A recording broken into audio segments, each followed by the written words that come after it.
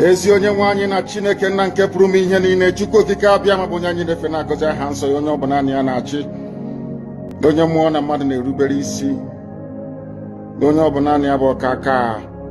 Ụbọchị ene ka anyị na-etugha eze ebube dị ngọzi, mmalite na ọgwụgwụ. Ndị gboo wee tụọ oge ebighị ebi, onye nwe m, ụmụ gị wee gbakọọ n'ụwa niile iwe na ozi ọma nke gị onwe gị n'ezi ha site n'ọnụ mmadụ dị ndụ na nke ebere dị ngọzi. Anyị wee na-asị na onweghị ihe ọbụla nke anyị onwe anyị bụ n'ihi na ọ bụ anụkpa ahụ sọsọ ka mmadụ dị ndụ bụ. Ofu ụbọchị anyị ga-anwụ, maka na okwu nsọ gị na-adịgị ma ruo mgbe ebighị ebi, n'ihi na okwu gị niile ga-abịarịrị na mmezu. Ọbịa mere Biafra ga-eji wee bịa na mgbe nke anyị. Anyị wee na-akpọkọ uwe na-arịọ gị na-asị, lekwa ude nke anyị na-asụ n'akwa nke anyị na-ebe ka o metụta gị n'obi. Onye nwe m na Chineke nna nke igwe, biko dịka isi wee napụta ụmụ gị n'ọbụ n'Ijipt ka otu a wee wezuga ụmụ gị bụ ndị Biafra mgbe ekwensu bụ zuu nke mmadụ dị ndụ karị. Anyị wee na-aja gị mma, na-asị gị n'ime ọnọdụ anyị na anyị ga-ekele ha nsọ gị, wee nye gị nsọpụrụ n'ụtụ na eji ama mgbe niile, n'ihi na anyị enweghị chi ọzọ ewezuga gị. Anyị nwe anyị anaghị efe arụsị. Ọbịa mere iji wee na-agọzi nsọmụkwụ anyị niile. Ọbịa mere IPOB ji wee gbaa mgbọrọgwụ n'ụwa niile. Anyị anaghị atụ egwu mmadụ dị ndụ. Anyị wee na-eto gị eze ebube dị ngọzi, sị gị biko gbatara anyị ọsọ enyemaka. Ọ bụ naanị gị bụ onye anyị refe nwa anyị bụ isi ala nye ka i wee napụta ndị gị n'ọbụ nke ekwensu.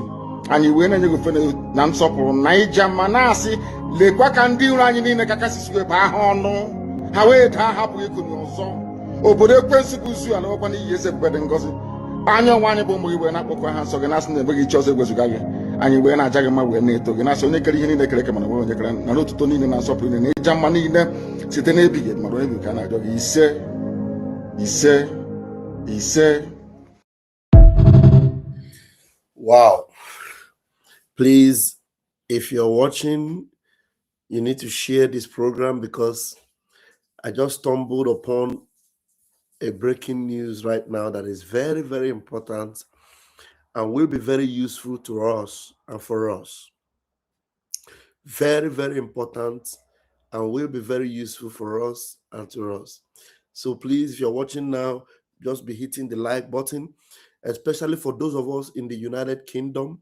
We need to be in this program. Very, very important. If you are in the United Kingdom, the country where Mazi Nnamdi holds their citizenship. Thank you for joining me, Mazi Louis Peters. Thank you, my brother. Happy New Year, my brother. How is the family? Thank you so much. I did not forget you. I know you are so concerned, and I should be concerned also. And I want you to greet your family for me. I love you, my brother. Thank you. Thank you. Please bear with me. I will reach out. Thank you. Michael, I greet you. Thank you for joining me. This program is going to be very, very important. I stumbled upon a video, and I want to quickly bring it before it will leave the internet. An interview that this present Prime Minister of Britain granted, to BBC. An interview he granted on BBC. I don't know when it is, but I just came across it just now. And we need to make sure this particular video, we need to use it to hold the British government, hold them in their esophagus, hold them in their scutrum, hold them anywhere we can, anywhere our hand can hold them. Please, this is very, very important. Oh my goodness me. Please, we need to share this video now and let's make it go viral. This is coming from the British Prime Minister. Look at his face. So, if he can admit that Britain must look out for British citizens that are undergoing any kind of difficult situation outside of Britain, and that's the reason why he supported the releasing of a terrorist from Egypt to Britain. Mazi Nnamdi Kanu is not a terrorist. Mazi Nnamdi Kanu was kidnapped in Kenya. Please, I want us to... Oh my goodness me. Thank you for joining me. David Uzoichina, thank you for joining me. Maureen Chinenye, thank you for joining me. Please, I want us to share this program.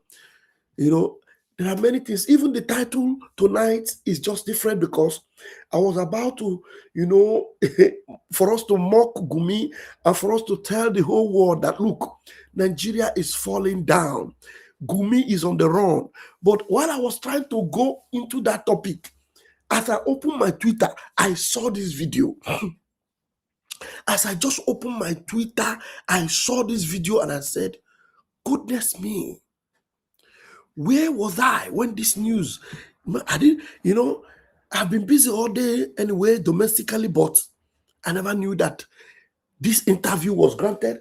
I have not seen the full interview, but this short one is enough for me. We can play it more than 10 times tonight just for people to know that, look, the hypocrisy of Britain, we must pour it on their face. We must pour their hypocrisy on their face. Look, if they can go out for the release of a terrorist from Egypt, and this man he couldn't even apologize for that. And he said he doesn't know. And at the same time, he's saying that Britain will protect their own British citizens anywhere they go through difficulties. We are going to ask Britain question. Who issued British passport to Nnamdi? Was that passport, cancelled? Was the citizenship cancelled? If Nnamdi citizenship in Britain was not cancelled, why is Britain keeping quiet and abandoning him at the mercy of the terrorist country called Nigeria? If Nnamdi is still a British citizen with British passport and he was traveling with British passport, why is Britain ignoring and abandoning him at the mercy of a terrorist country like Nigeria? Thank you for joining me, Mommy Ego Ibo. This is very important. I want us to listen to the British Prime Minister. This interview was done today. Oh my God. Let's listen to him.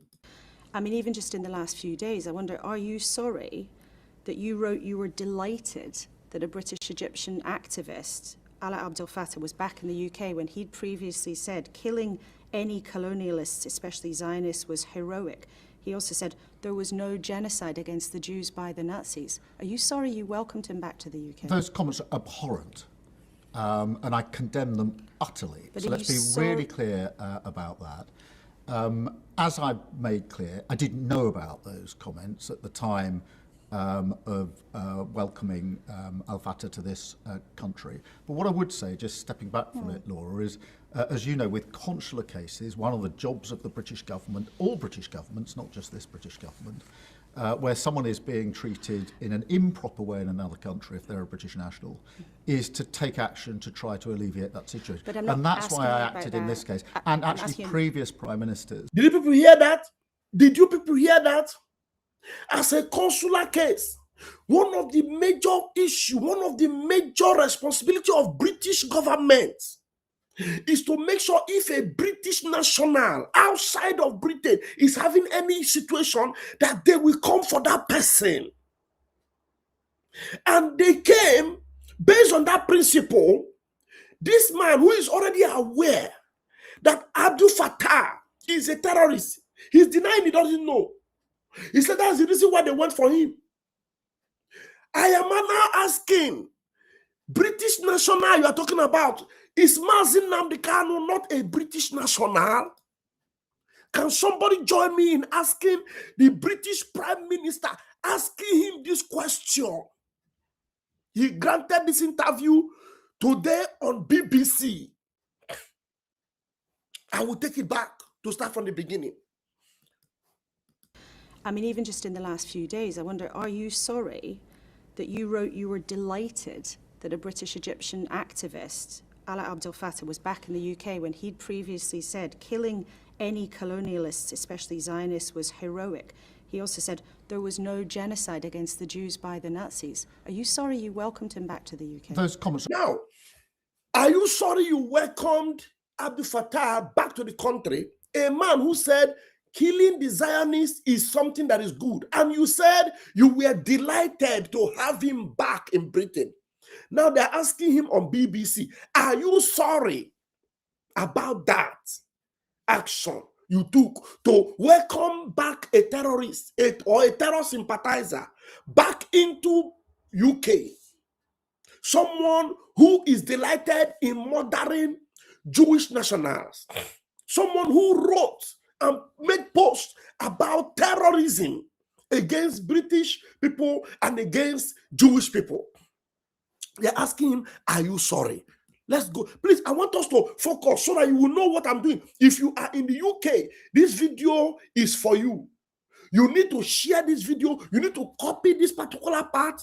You need to share it wide. Let everyone in UK see them. You need to protest. You need to go to this man.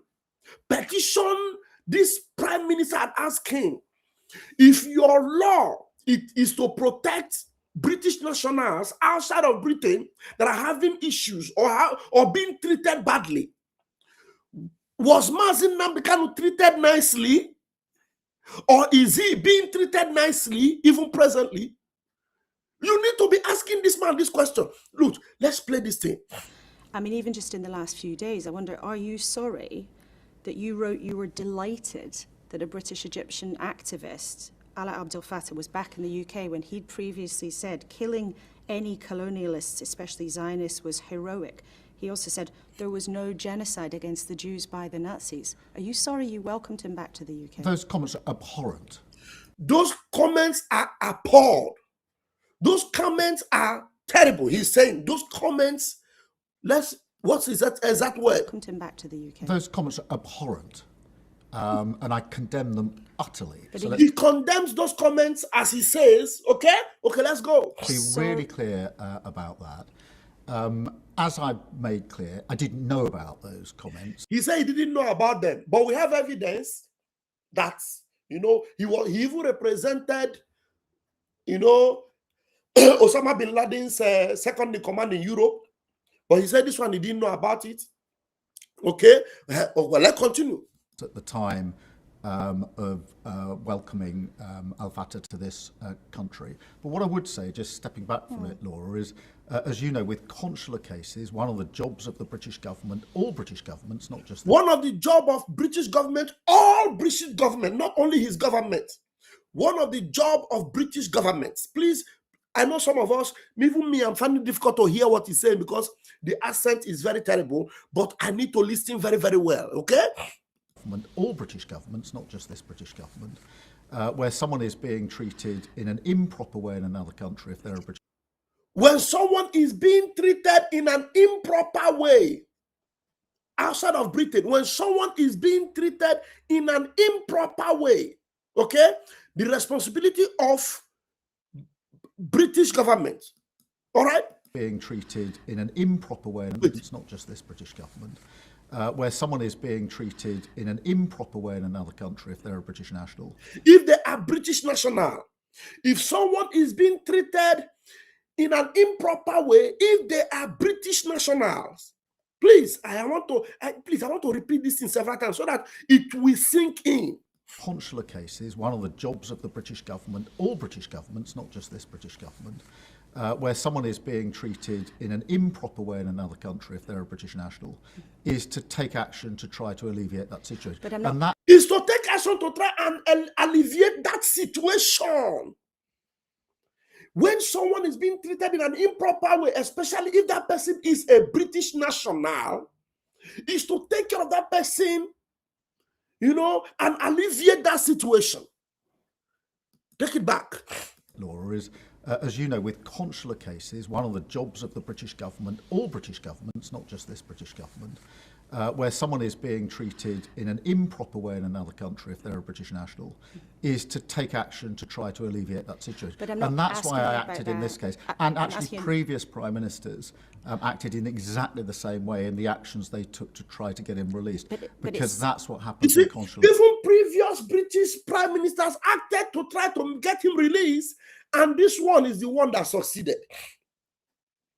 The responsibility of British government when British nationals are treated improperly outside of Britain, if they are British nationals, is to alleviate them of that situation and to get solution for them. He said other British prime ministers have taken action or taken steps towards getting that guy out of that place, but he is the one that succeeded. He is the one that succeeded.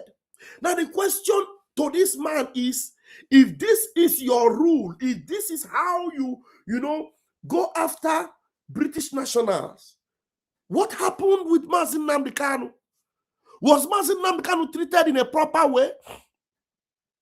Is it that you are not aware? Okay, because now you are claiming that you are not aware that that guy have made posts of terrorism online, which is the first thing the woman reminded you, that he posted that, Jewish people, if they are killed, that it is a good thing, it's a welcome development. He was happy about it. He made several posts, of which I did a program about it previously.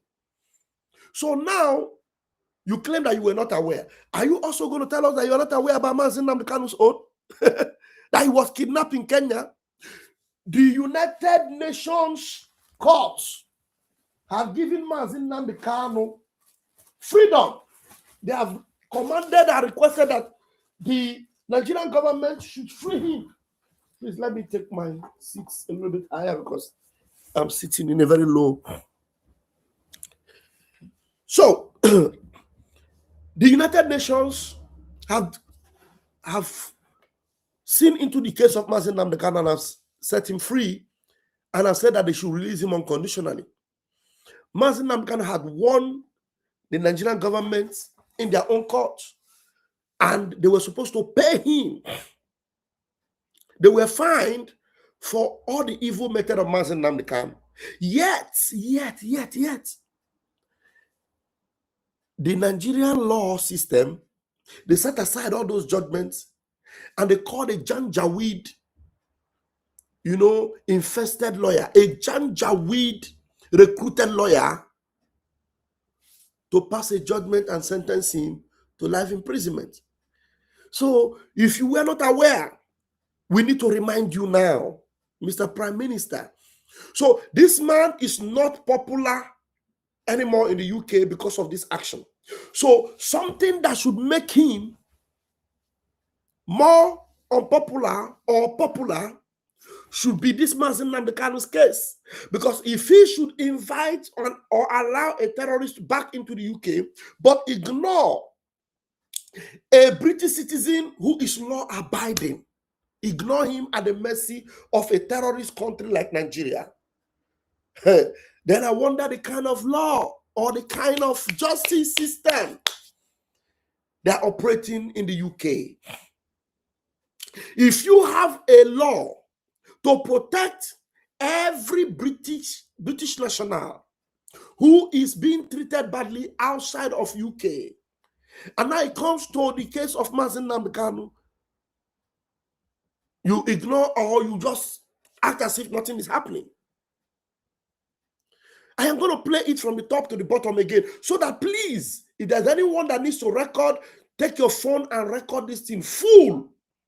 Take your phone, snap it, and record it. Take it, use it as an evidence. It's a very short video. It's less than 1 minute and 30 seconds.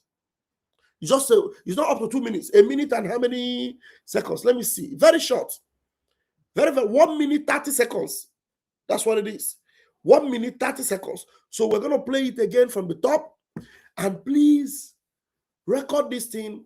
Use it as an evidence anywhere you're going. If you are a British resident or citizen and you are a Biafran, this is an opportunity for you to show the whole world that this kind of double standard is appalling, is unbelievable, and it is happening before your eyes. This is the British Prime Minister today on BBC. See this interview and please let them make it make sense that a British national who did not commit any offense, is being abandoned in Nigeria. After all, they know he's a British citizen. They've abandoned him in Nigeria. But they went as far as Egypt and made sure a terrorist sympathizer, is released back into England. Yes, mommy, I know, I'm aware that they have not apologized for, bros, have British ever apologized for blockading Biafra and killing over 3 million Biafran children? The answer is no. Britain doesn't like Biafrans because Biafrans want to leave Nigeria. Yes, we know. But let them even pretend as if, this issue of Biafra is out of their eyes. But for the father, Nnamdi Kanu is a British national. They should be ashamed of themselves that they allowed the terrorists back into Britain. But Nnamdi Kanu, who is not one, who was kidnapped from Kenya, is being held in a Nigerian prison, and Britain did nothing about it. So let me play it from the top. I'm going to make my image a little bit smaller so that if there's anyone that wants to take a screenshot or a screen recording of it, you'll be able to have a clear picture, and please have it saved and show it to anyone you know. Let's go. I mean, even just in the last few days, I wonder, are you sorry that you wrote you were delighted that a British Egyptian activist, Ala Abdel Fattah, was back in the UK when he'd previously said killing any colonialists, especially Zionists, was heroic? He also said there was no genocide against the Jews by the Nazis. Are you sorry you welcomed him back to the UK? Those comments are abhorrent, and I condemn them utterly. But so let's be really clear about that.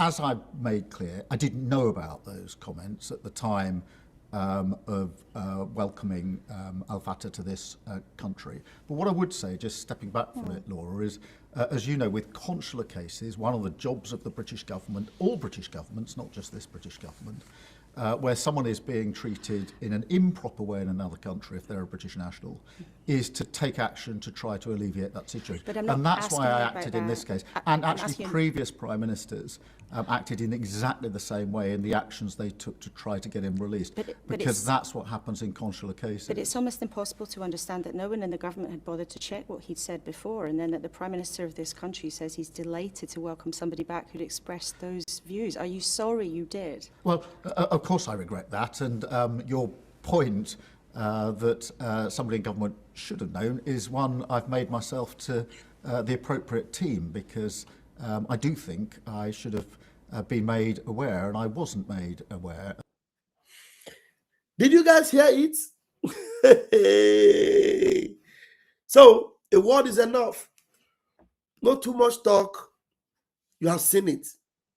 So there's a consular arrangement that no British national should be allowed to go through any ordeal outside of Britain, especially those that are law-abiding. But if you can go and save one that is not law-abiding, how about the one that is law-abiding, that was kidnapped? Nnamdi Kanu is his name. So let them know this. Show them this video. Show them this news. Share this and let them know. Let them know. They should be ashamed of themselves. And let them save themselves from this shame and this disgrace. Let the United Kingdom save themselves from this embarrassment and this disgrace. You see, Nnamdi Kanu is no longer even calling for them or asking them, because the news is no. And I'm happy that Bruce Fein is taking this up. And I hope they do seriously take this up and present it to the appropriate quarters, legally, confronting this and bringing it to their face. The government of Britain should be ashamed of themselves.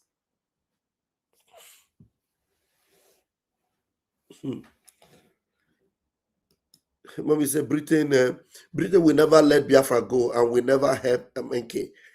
Well, we have to do what we have to do, mommy. We must tell them that is what we do. What we do is we tell them their sin to their faces. We keep telling them their sin to their faces. We know they are not interested to do anything, because if they are interested, they are not going to allow Nnamdi Kanu to lose a case in the court Do you know what they said in the court in Britain? Do you know what they said? They said they are more interested in their relationship with Nigeria than what Mazi Nnamdi Kanu is going through. That's what they said. That's what they said.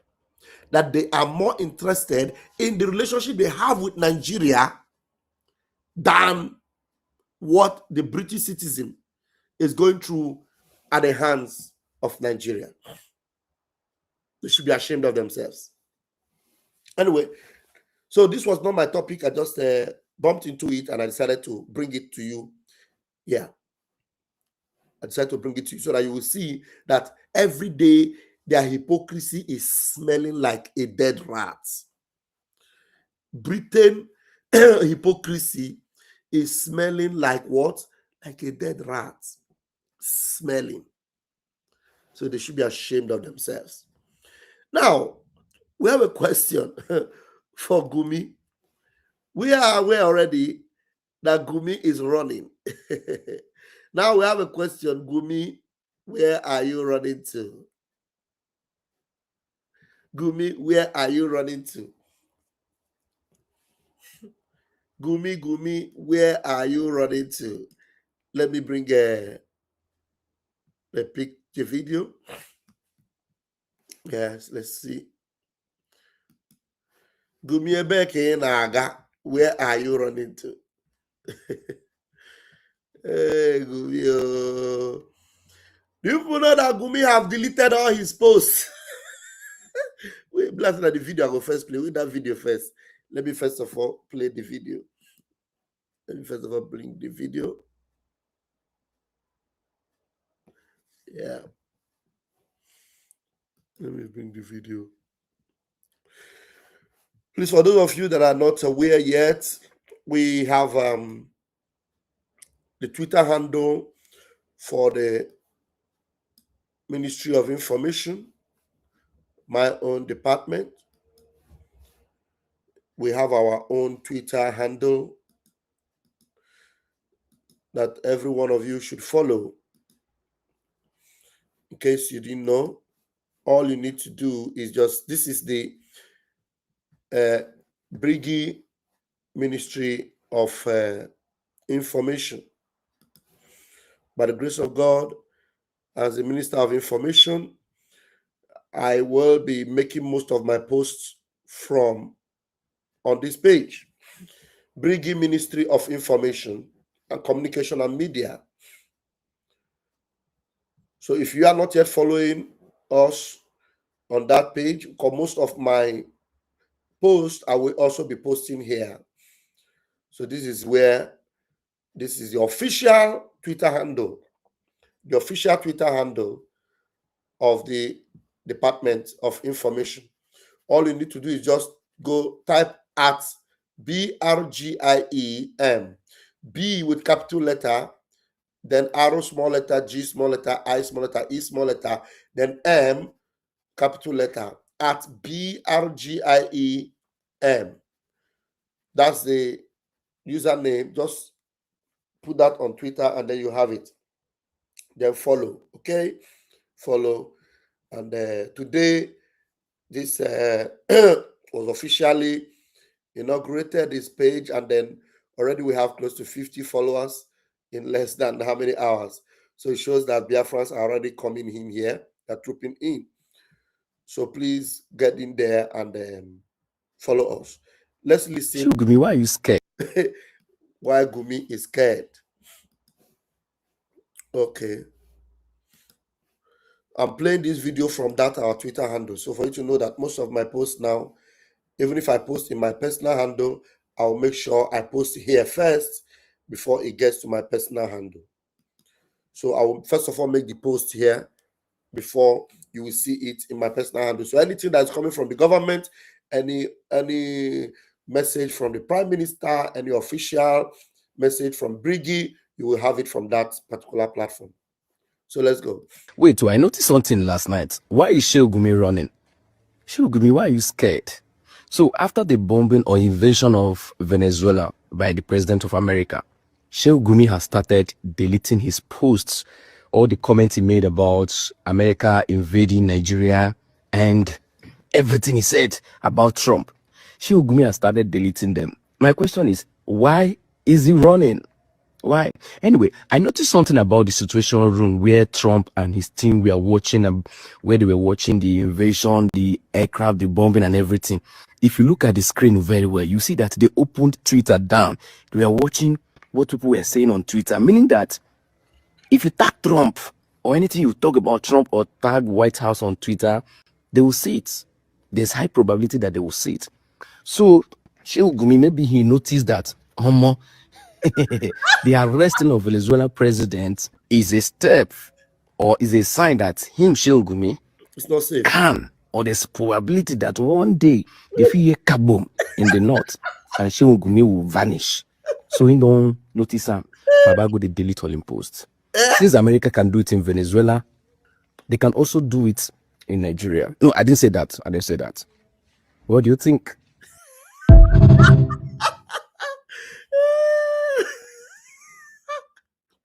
Gumi, why are you running? I'm going to put a link because I don't understand. Why is Gumi? I thought Gumi was a very tough man. America cannot do us anything. America cannot do anything. Trump is a terrorist. Oh, America, in less than how many hours, picked up Nicolas Maduro, was his name, the terrorist in Venezuela, the illegitimate president of Venezuela, the unrecognized president of Venezuela, and picked him up, and his wife. Gumi started running. And just like this, our brother said, I'm going to bring another video of him.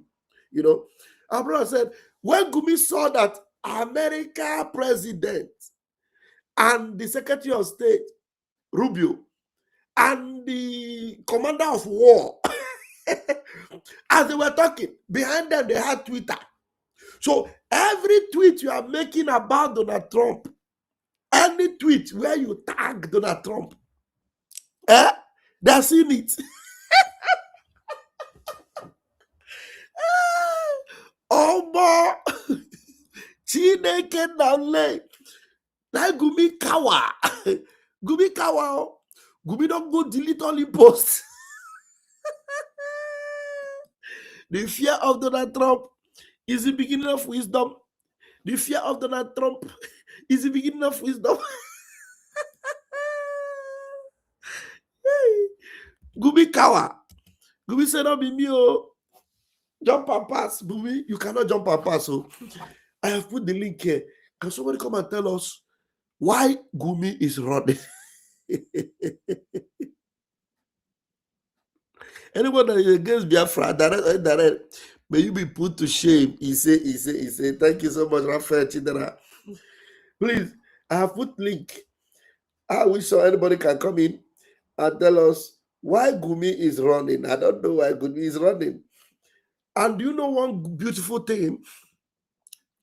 Christians, Fulanis are converting to Christianity in the north.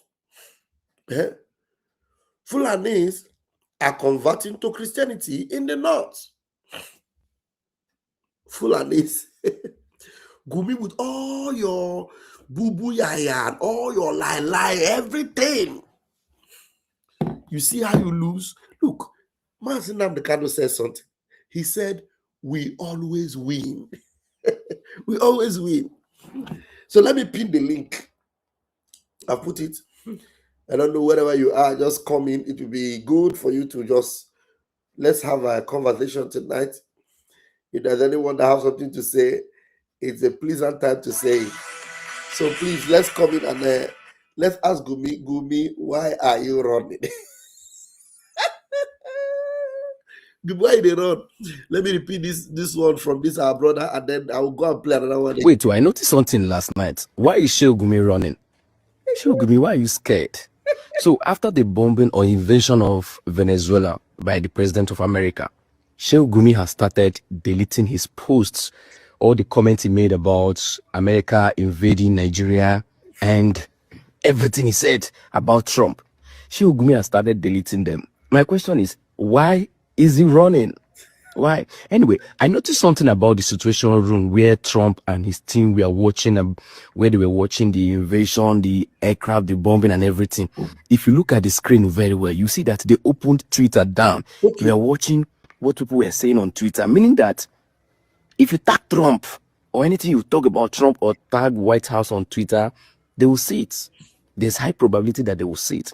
So, Shehu Gumi, maybe he noticed that, the arresting of Venezuela president is a step or is a sign that him, Shehu Gumi, can, or there's probability that one day they feel a kaboom in the north and Shehu Gumi will vanish.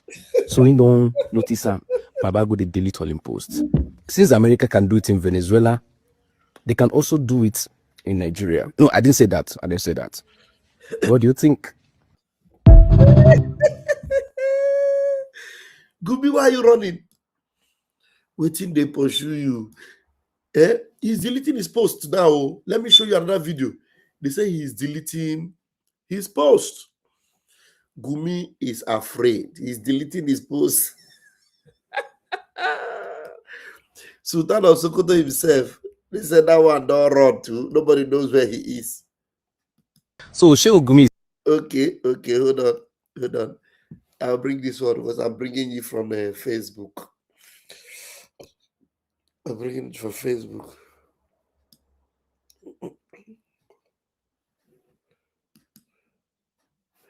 Okay, let's see this.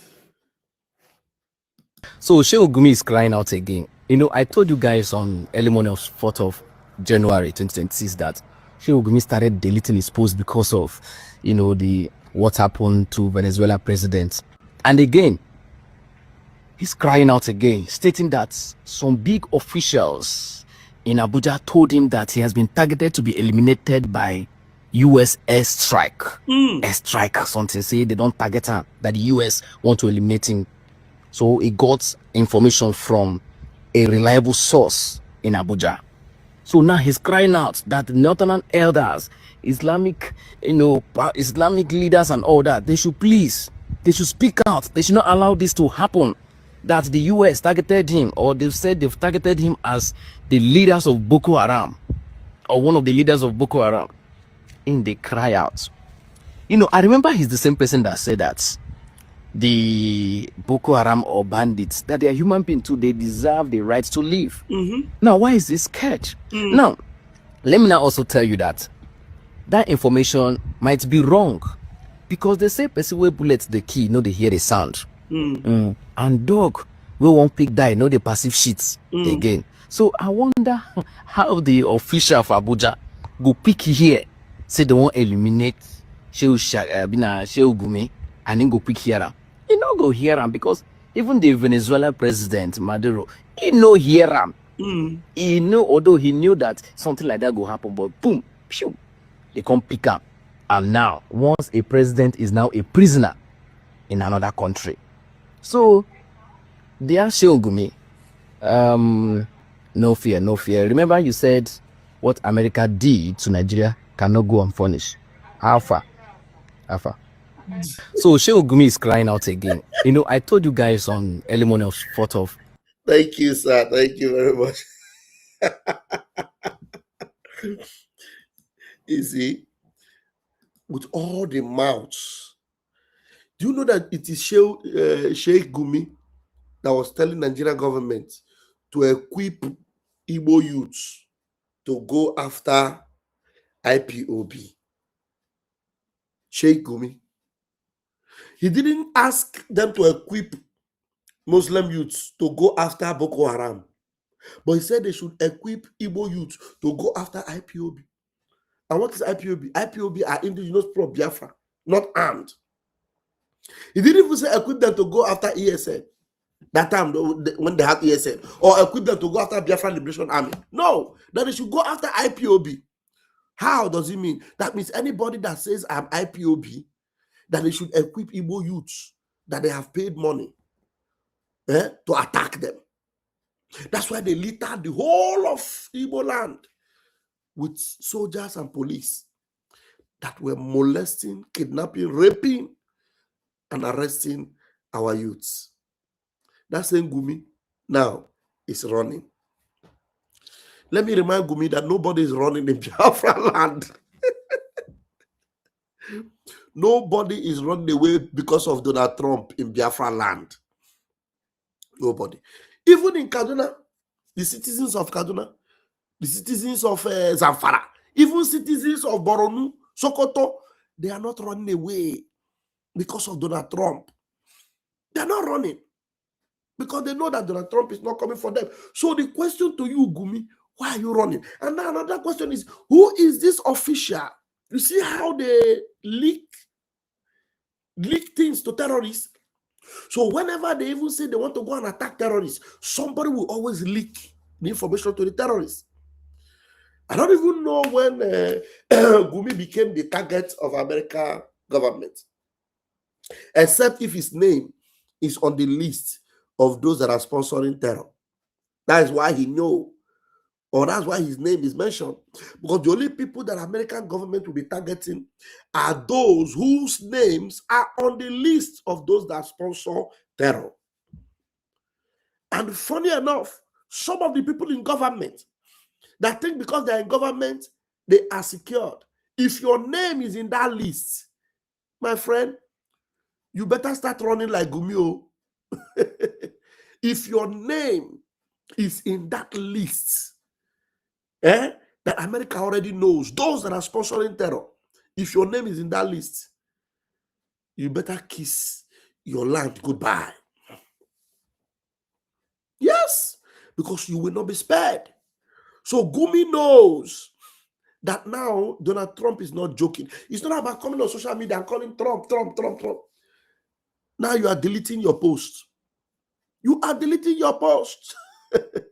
So Gumi knows that he is a very terrible person. Gumi knows that he's a very bad guy. If what you do or what you are doing is good and your conscience is clear, Gumi, why are you running? Because you can only run because you know those that America is coming for. America is not coming for those that are clean and have nothing to do with terrorism. America is coming for those that are involved in terrorist acts, those that are supporting the unaliving of Christians, those that are sponsoring terrorism. They are the ones under the radar of America. And for Gumi to be on the run, it's not today that people have been calling on Nigerian government, arrest Gumi. You know how many days? So since Nigerian government refused to arrest Gumi, Gumi have now seen that the power that passed Nigerian government can actually get him, even inside his bedroom. Inside his bedroom, just like Nicolas Maduro was picked up. Gumi, you're not safe. You know that for yourself, that you are not safe. As long as you are a terrorist sympathizer, you are not safe. You are not safe. And it is so funny that with what is happening in America and the arrest of the illegitimate president of Venezuela, I saw some people protesting in Nigeria. I saw some protesting. America has invaded Venezuela. Hey, illegitimate. Hey, it is illegal. In Nigeria, they were protesting in Nigeria. But if you go on the streets of the United States, if you go on the streets of Venezuela, the country itself, people are celebrating. Venezuelans, over 8 million of them, that ran away from the tyranny of Maduro, Chavez and Maduro, over 8 million of them. They are happy. They are celebrating. Some of them they are giving Donald Trump a lot of title. They are praising him. If you go on the streets of Caracas and every other part of Venezuela, they are celebrating. They are happy. They are welcoming Trump. They say, thank you for saving us. The people that wore the shoe, that knew how it was paining them, are celebrating. But some people, some group of idiots in Nigeria, and some Democrats, are saying that what Trump did was not good. Do you want me to remind you that even the Democratic government, they had bounty on the head of Maduro? Joe Biden placed a $25 million on the head of that president that was picked up now. So the question to these Democrats that are suddenly calling Trump a mistake or one that did not obey the Constitution, the bounty you place on the head of Maduro, what did you want to do with that bounty? What were you expecting? What were you expecting to be done to him? You placed a bounty on his head because you knew he didn't mean well to his people. And Donald Trump understood very well that yes, and because he's an autocratic president, he took action. And now people are complaining in Nigeria to show you that Nigeria is an evil country. Nigeria is a terrorist-infested country. The people that are suffering in their country, and they were delivered. Their terrorist leader was picked up, and they're happy. You that is Boko Haram is almost ravaging you, and hunger wants to destroy you. You are protesting against Donald Trump. May God punish all of you that are protesting against Donald Trump. God will destroy all of you. God will destroy all of you. There's something to us now which is very, very important. I shared it on our Ministry of Information Twitter handle, which you need to follow. Please, for those propaganda and lies about Igbo Muslims and what have you, it has been debunked, completely debunked. Very important. And I want you to watch out and let's see this together. Let's see this together. I'm telling you, there's no strategy. This lady posted. There's no strategy. These enemies of Biafra will not use, but we are ahead of them. We are far ahead of them. Please come and listen to this. I have 2 videos to show you in this regard. Please make sure you are sharing this video and make sure you are watching. Listen. So there's this unhealthy obsession with seeing Igbo becoming Muslims or embracing Islam. So recently, there have been these coordinated campaigns and propaganda on Facebook, on X, and even here on TikTok, stating that Igbo people are embracing Islam or are converting to Islam in huge numbers and in large quantity. This lady posted on her X account and stated that Sonia Uche, the popular Nollywood actress, has converted to Islam and changed her name to Aisha. I quickly ran a background check to this effect, and I found out that it was totally untrue. This other lady claimed that she's from Enugu State, and she stated that Igbo Muslims in Enugu State are being marginalized. I ran a background check on her too, and I found out that she is not from Enugu State, rather she is from Kogi State. So this boils down to the fact that the Muslim Ummah is in an unhealthy obsession with Igbo becoming Muslims.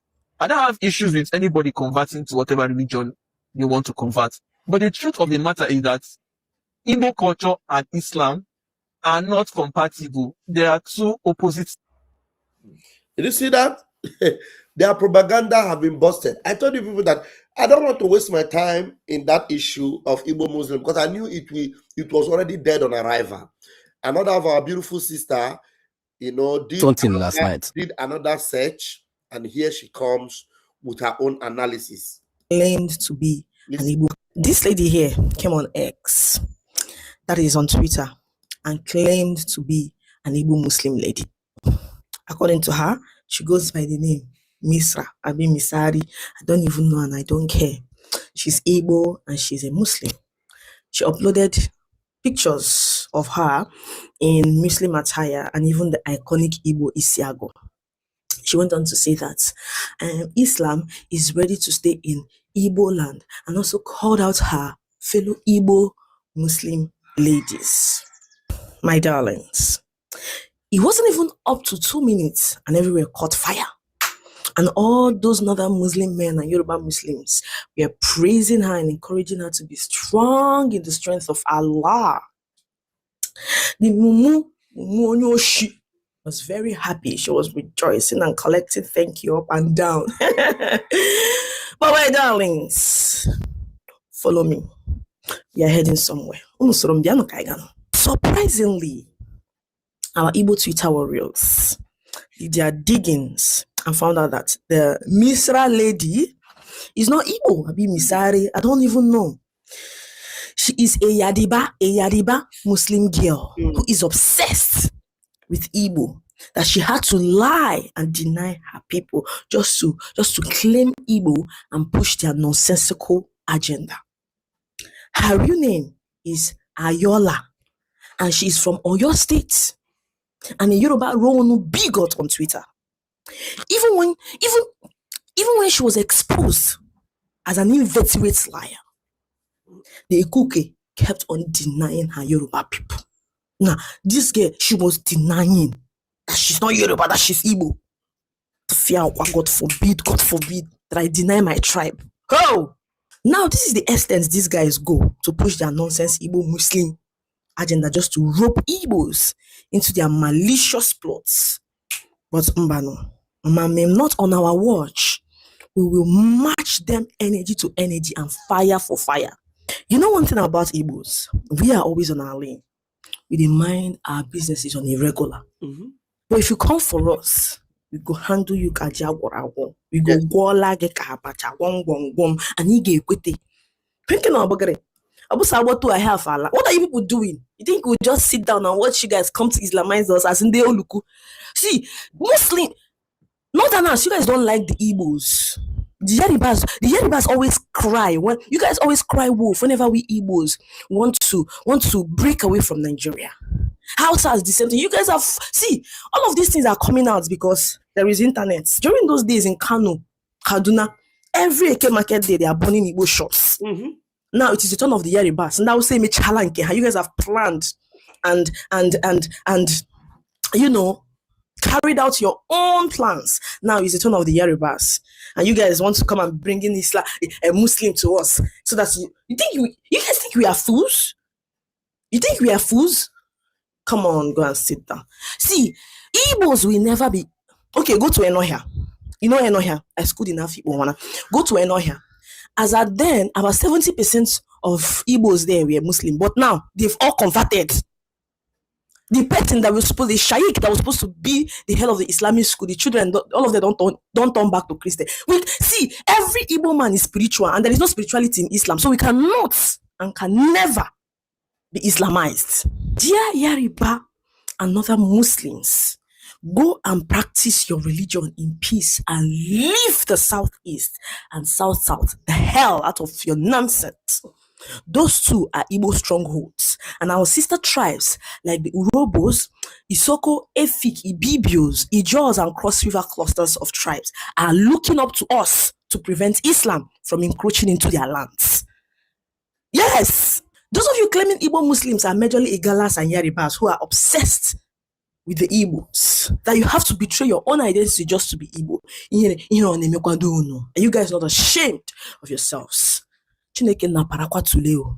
Chineke na parakwa tuleo. There are definitely lots of magnetic and endearing things about the Igbo race. Because tell me why you all are agitated to force a religion that doesn't match their value system on them. And not just that, the Nigerian system keeps on fighting them to submit to such machinations. See, any Igbo man that you see practicing or claiming to be a Muslim, he was paid. An average Igbo man can never and will never be a Muslim. So we are egalitarians. We are Republican. Igbo, an Igbo man, an average Igbo man is spiritual in nature. There is no spirituality in Islam. So you cannot come and tell an Igbo man now. It is not even possible. So let me even tell all these Islamic clerics or all those people funding Islamization in Igbo, they are eating your money. They will never be. Oh, Jesus. We say we don't want you guys. Oh, ha. We don't want. Rapunayaka, leave us alone. Your vision of Islam screams violence and underdevelopment. There is nothing to imitate and be happy about your version of religion. Look at what is happening in Kwara. You people should leave us. We don't want.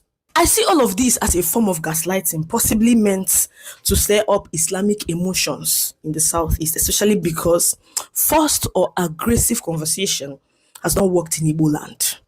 Things like this usually fail in the Southeast because an Igbo person takes their relationship with their chi, that is God, with their chi, their creator, very seriously. That relationship is deep, personal, and not something to play with or manipulate. In Igbo culture, worship is not shallow or done for show. Faith is tied to identity, conscience, and personal conviction. You cannot pressure or confuse an Igbo person into changing what they truly believe, because belief is something they hold firmly in their heart. Yes, a few of them might change because of mercenary or political interest and correctness. See, they will chop on our money and clean mouth. See, they still know where their heart belongs to. An average Igbo man cannot be a Muslim. Ebe ekwano, ono to shade possible. Makagene.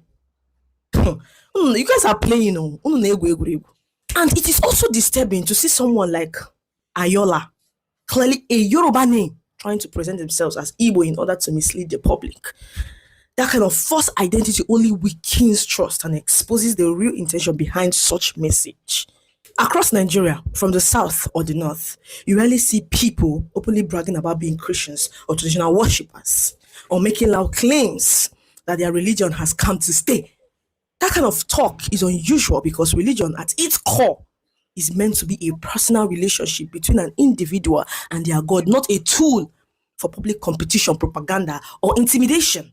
Faith is not something to force, advertise aggressively, or use to provoke others. It is a private journey guided by personal conviction and spiritual understanding. When religion turns into noise, pressure, or deception, it loses its true meaning. It's as simple as that. Don't forget to register for our Igbo class. If you don't know how to speak Igbo or your kids don't know how to speak Igbo, rush now and register. And our content creation class is still on. Don't forget to DM me. I'm just a DM away. Bye. Thank you, our sister. This was a good one. Let me see our comment section. Let me see the comments that we have here.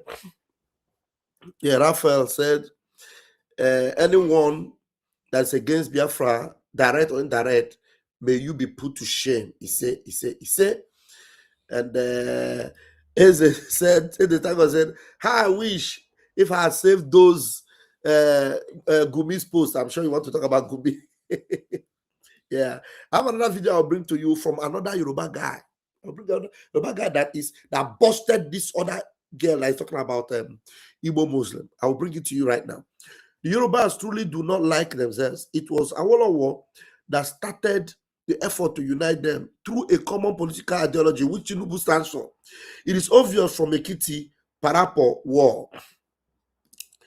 The Ibadan Ijaye War is another example. Nigeria is truly finished. David said, they cannot stand themselves, and that is why they always want Igbos around. That's correct. Very, very correct. All right. Let me show you. Okay. Let's see.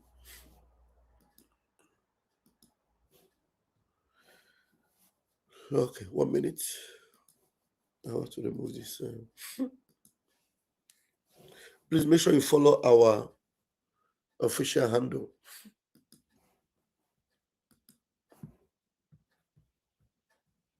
Okay. The video was shared here. Okay, good.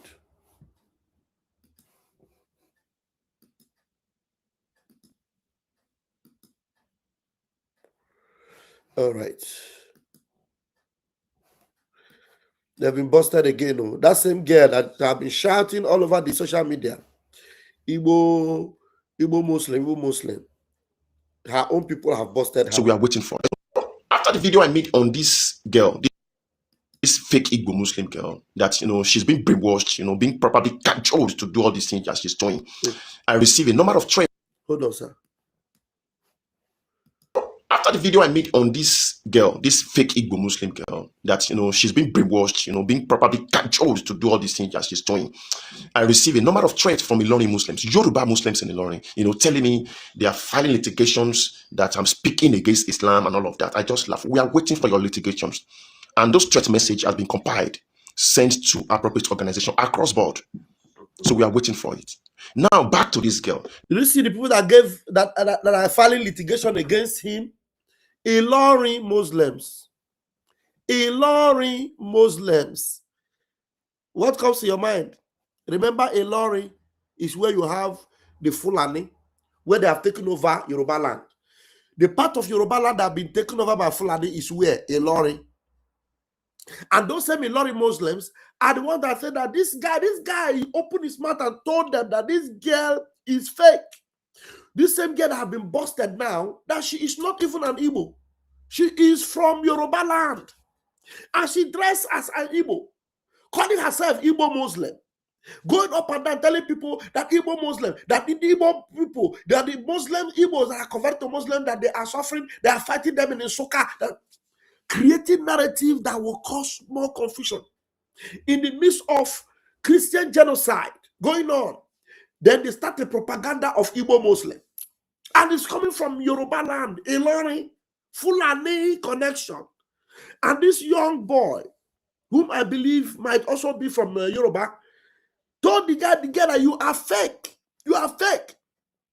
And while he was telling her that you are fake, some group of Ilorin youths, they said they will sue him. They will sue him for calling out a fake person. Now listen to the guy. The guy stood his ground. They told them, let me start from the top. He told them, oh yeah, you people should bring up your suit. But you see them now, they will all run away because the identity of the girl have been released. It has been brought out. After the video I made on this girl, this fake Igbo Muslim girl, that she's been brainwashed, being properly cajoled to do all these things that she's doing, I received a number of threats from Ilorin Muslims, Yoruba Muslims in Ilorin, telling me they are filing litigations that I'm speaking against Islam and all of that. I just laugh. We are waiting for your litigations. And those threat message has been compiled, sent to appropriate organization across board. So we are waiting for it. Now back to this girl. Look, you are not genuine. We don't see any element of truth in what you are saying. In fact, your facial expression describes you as somebody who is not serious. So if you know that this thing is really going on in Izuka, please give us a video evidence. Give us picture evidence. Let us see it. I give you an example. This page is Hausa Land Magazine on Facebook. 2 days ago, they showed how Fulani genocide is still being carried on in their community. This is the video evidence. This is the write-up. You can go and check it out. With this now, we know actually what is going on in that place. So you cannot just come online, on social media and begin to, try to work on our emotions, try to work on our brain. Igbo people don't fight over religion. It is never in the place of Igbo people to fight over religion. They don't do that. Every act of evil to orchestrate religious crisis in Igbo land will not work because we know Igbo people, they don't fight over religious crisis. They may be fighting for Biafra, but not religious crisis. So all these things are just, one of your tactics of, This guy is a very critical, analytic person who understands us very well. He said we can fight for Biafra, but we don't fight for religion. We don't fight religious fight. It's a Christian against Muslim, Muslim against Islam. We don't do it. You see, this is somebody that understands us very well. Because he knows our tendencies, he knows what we can do. If they tell you that we are fighting for Biafra, yes. But say we are fighting against religion or fighting religion, lie. We would rather go and start doing business. That's to say we are fighting for religion. Because we already know who we are. We are not Muslims in nature at all. Islam is not our way. But because they know it, and they are an Islamic state already, they want to use that one now as a cover up to begin to tarnish our image. But we nip them in the bud immediately. Please repeat that point again, that we don't fight for religion. Line, on social media and begin to, try to work on our emotions, try to work on our brain. Igbo people don't fight over religion. It is never in the place of Igbo people to fight over religion. They don't do that. Every act of evil to orchestrate religious crisis in Igbo land will not work because we know Igbo people, they don't fight over religious crisis. They may be fighting for Biafra, but not religious crisis. So all these things are just, one of your tactics of, of conquest, Islamic conquest. We know all of these things. So you cannot do that. So this is to put the Igbo people on bad light. You're just trying to blackmail them, to orchestrate a form of deception. This will not work because I'm not an Igbo person, but you can never see an Igbo man fighting over religion. All these things are not a pattern. Do you get that? And Nigerians, let me tell you something. You see, It is because of the Southeast, the Igbos, that Nigeria is still a Christian nation today. The moment you remove Igbo people from Nigeria, Nigeria will be 80% Islamic nation. So get that. If you remove Igbo from Nigeria today, Nigeria will be 80% Islamic nation. That means the northern and the southwest of Nigeria, they are being covered. Some part of the south are being covered by Islam. So the reason why Igbo is the target is because these people, by factory setting, by default, they cannot be Islamized. The reason why Igbo is the target, oh my God, this guy, God will bless you. The reason why Igbo is the target is because by factory setting, by default, we are Christians. By default, we cannot be conquered. We cannot be conquered. By default, we are too formidable. Repeat it again because I'm trying to, put it in my own way, but I want you to repeat it the way you said it, please. West of Nigeria, they are being covered. Some part of the south are being covered by Islam. So the reason why Igbo is the target is because these people, by factory setting, by default, they cannot be Islamized. So by default, they cannot be Islamized. The word I was looking for is I was trying to improvise. I lost his own line. I was trying to improvise. By default, we can never be Islamized. It is difficult to Islamize us. We are the only one that could not be conquered. That's why you see them selling this narrative of Igbo Muslim, Igbo mosque.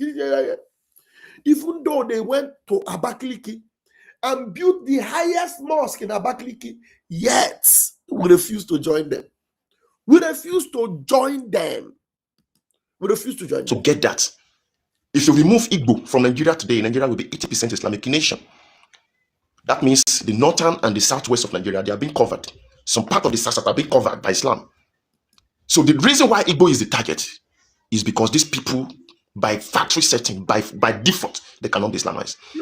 So the agenda is to come out with all sort of, things to see how they could destabilize this region. That's why the Igbo are different. That is why, look, Igbo, you have to be very careful now. You have to be guided. You cannot fall for this cheap deception, these, victim games that, they are being played on you right now. In fact, this country is depending on you. It is because of you that we are not yet Islamic nation. So whatever I'm telling you now is the truth. The moment you are deceived to believe that, yes, this is the way, you are gone. So you have to defend your faith as Igbo people who cannot be deceived.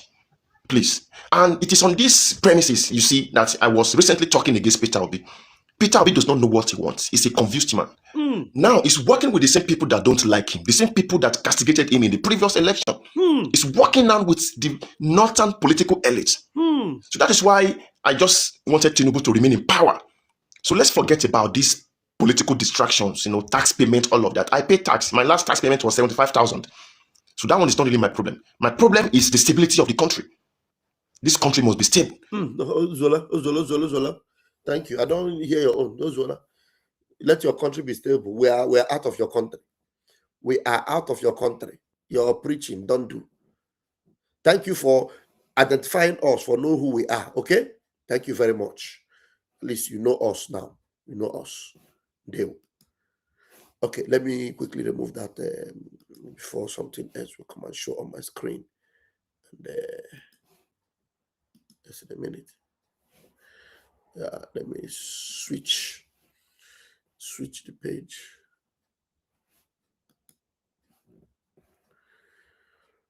Okay. What happened here?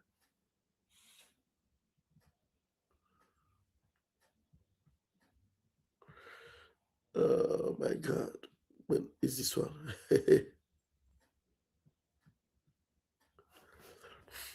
Oh my goodness. A lot is happening. A lot. Sheikh Gumi is a terrorist. Sheikh Gumi is a terrorist.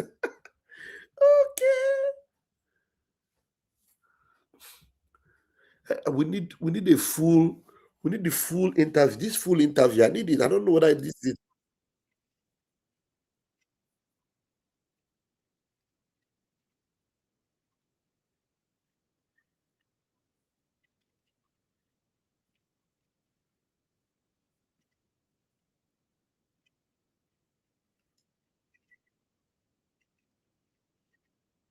Oh my God! I need to get this full interview of this Prime Minister of Britain. We need to get the full interview. I don't know where I'll get it.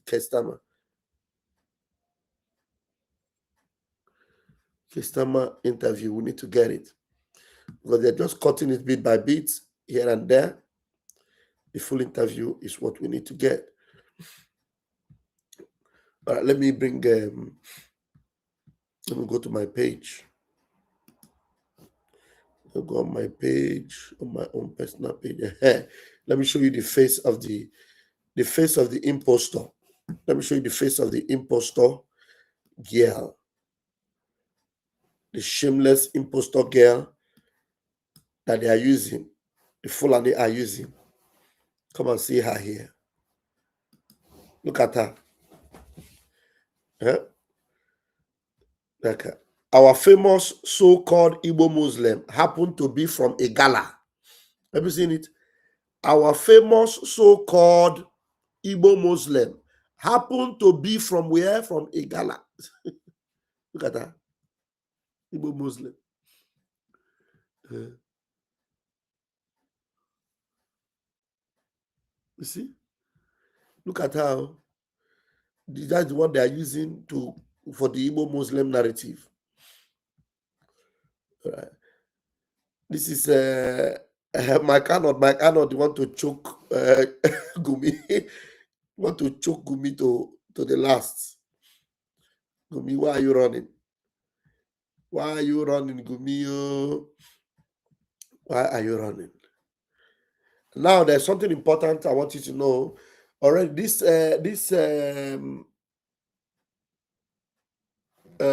Twitter handle is called Mossad Commentary.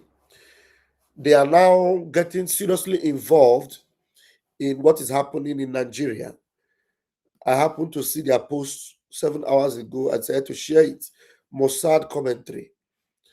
You know, what you may have missed in Nigeria the last 72 hours. This is coming from Mossad Commentary. Now, you know that Mossad is the Israeli this thing. They said breaking news and bold commentary on Israel and global affairs, defending Western's relation on official Mossad voice. Mossad is Israeli secret service. So while global attention has shifted to Iran and Venezuela, massive violence continues in Nigeria with little international attention. Over the past 3 days, at least 30 civilians were unalived in a coordinated attack on the village of Kasunwa Deji in Niger State. Armed attackers arrived on motorcycles, burned homes and markets, abducted civilians, and operated for hours without effective security response. Survivors report indiscriminate firing and targeted destruction of civilian infrastructures. At the same time, Nigerian authorities confirmed US-backed airstrike against Islamist-linked militant camps in northern Nigeria, warning civilians to avoid unexploded ordnances. The strike highlights the scale of the extremist threat and the limits of local containment. Civil society response. The Christian Association of Nigeria and Plateau-based Youth Coalition publicly warned that ongoing attack amounts to a systematic campaign against Christian communities, citing repeated village massacres, church burnings, and mass displacements. They are calling for urgent international attention and protection. The disputes, those that dispute it, the Nigerian officials and some international analysts argue the violence is driven by banditry, jihadist insurgency, land disputes, and the state collapse, not a legally defined genocide. Can you see them? They are still denying it. Others point to patterns of targeting geography and victims and say the refusal to name it delays accountability. The reality, regardless of terminology, civilians are being slaughtered, kidnapped, and displaced. Entire communities are being erased, and the crisis continues largely unnoticed by the global media cycle. Silence does not make this disappear. It only guarantees it continues. So please share. You can see people are running away. And you look at these people that are running away in Niger State, look at them. These are not Muslim people. These are Christian communities in Niger State. They are chasing them out of their countries. They're chasing them away. So that is it. And this one talks about a lot of Venezuelans are speaking up in the social media and they are voicing out very, very seriously. You know, look at them celebrating there about what Donald Trump did for them, and they're happy.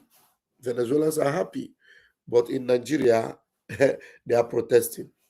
So that being said and done, I would love to just play another message from Onyen Dumas in Nnamdi. This time around, I want to get it from Instagram. Let's go to Mazin Nnamdi handle on Instagram and let's get his message. Mazin Nnamdi message, though it is audio, I just want to listen to it also myself. The audio is from on the 14th of March 2021. From 14th of March 2021, Mazin Nnamdi spoke, and I want us to join and enjoy it.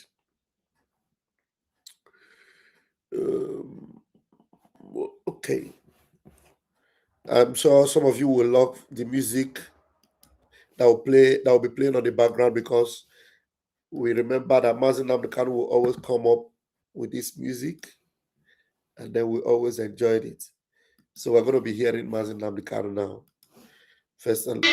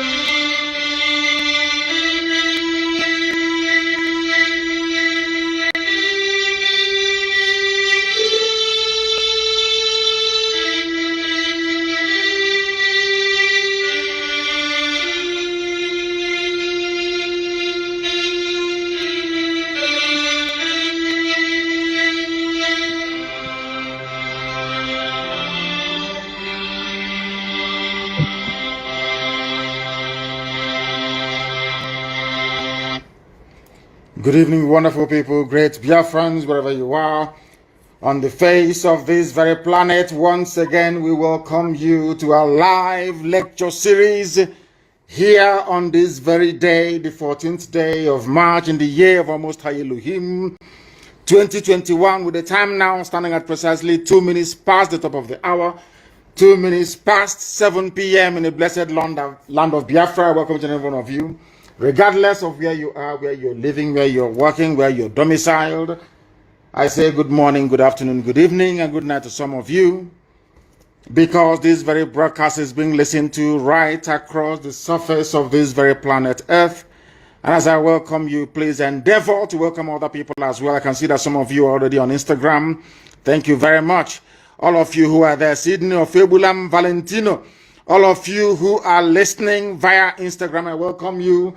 All of you who are listening via Twitter, I also welcome all of you.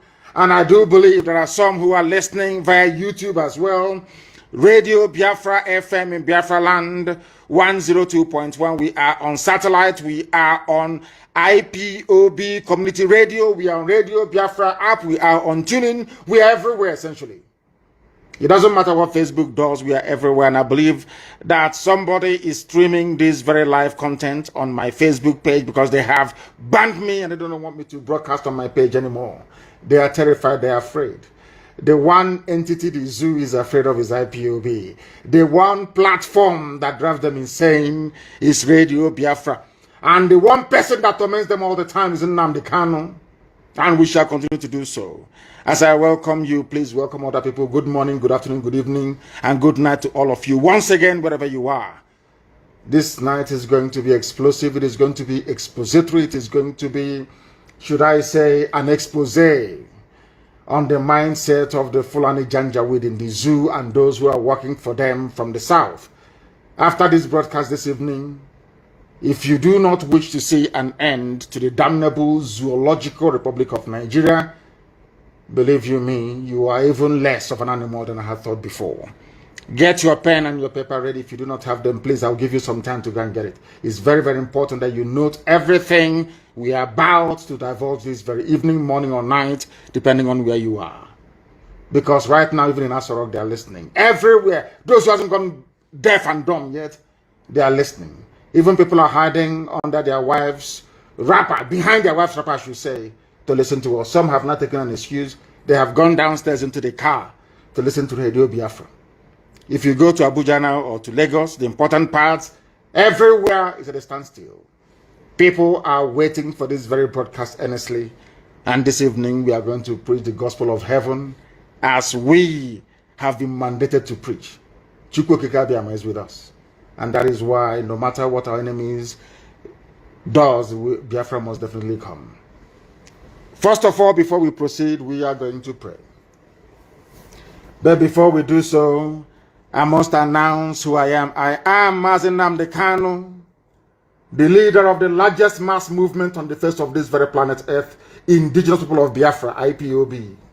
Bar none, the very best, the very finest collection of men and women, fighting for the liberation of the kingdom of heaven that is due to be birthed on this very earth. We have come to do the work of the Most High Elohim. That is why, as always, this very glorious movement, this very IPOB is here to stay. So also is Eastern Security Network. I lead IPOB. I am the director of Radio Biafra and Biafra Television. And by the very special grace of God Almighty in heaven, Elohim, Adonai El Shaddai, a servant of the wonderful people of Biafra. As I said, I believe that by now you have your pen and your paper ready. You can listen to us via Twitter at Nnamdi. You can listen to us via Instagram at _, the one at the bottom, official, at Nnamdi official. I believe that those who administer my page will also be able to circulate that very link. In fact, post the link for my Instagram and also the one for Twitter. So that should Facebook mess up, people can go there to listen. I know that some of you are listening, of course, via IPOB, Community Radio. Before I proceed, we are going to pray. And as always, I am going to pray in the oldest language known to man, the language of heaven. This very language, the angels that surround the throne of grace of the Almighty in heaven are bowing down and singing praises to Him in Igbo language. And that is the language that I will use to pray this evening. Ezi onye nwanyị na Chineke na dị ngọzi mara mgbe ebighị ebi. Onye ike niile nọ n'ọbara aka ya, onye ọ bụ naanị ya na-achị. Ọ bụ naanị gị ka ihe niile kere eke na-erubere isi. N'ihi na o nweghị ihe ọ bụla bụ ihe ikere eke eji ama atụ sị na ọ bụ ya jiri gị. N'ihi na ị karịrị ihe asị na ịbụ. Ọ bụ naanị gị bụ Chineke nna nke usu niile nke ndị agha. Ọ bụ naanị gị ka kpakpando anyanwụ ọnwa na-erubere isi nna nke ebere dị ngọzi. I nweghị mmalite, i nweghị ụsọtụ. Mmadụ dị ndụ na-efe gị ofufe n'egbugbere ọnụ nna nke ebere dị ngọzi. Mana ịdị omimi wee karịa nghọta nke mmadụ dị ndụ nke gị onwe gị kere. Ọ bụ ụzọ dị aṅa ka anyị ga-esi wee kelee gị. Ka ya bụ otuto nke anyị ga-abụrụ gị nna nke ebere dị ngọzi. Ka ị ka anyị ga-esi wee jaa gị mma. N'ihi na anyị enweghị onye ọzọ ewezuga gị. Anyị anaghị efe arụsị. O nweghị ihe ọbụla nke nwa nwaanyị mụrụ ka anyị na-efe nna nke ebere dị ngọzi. O nweghị ihe ọbụla nke aka nke mmadụ mere ka anyị na-akpụ isi ala anyị.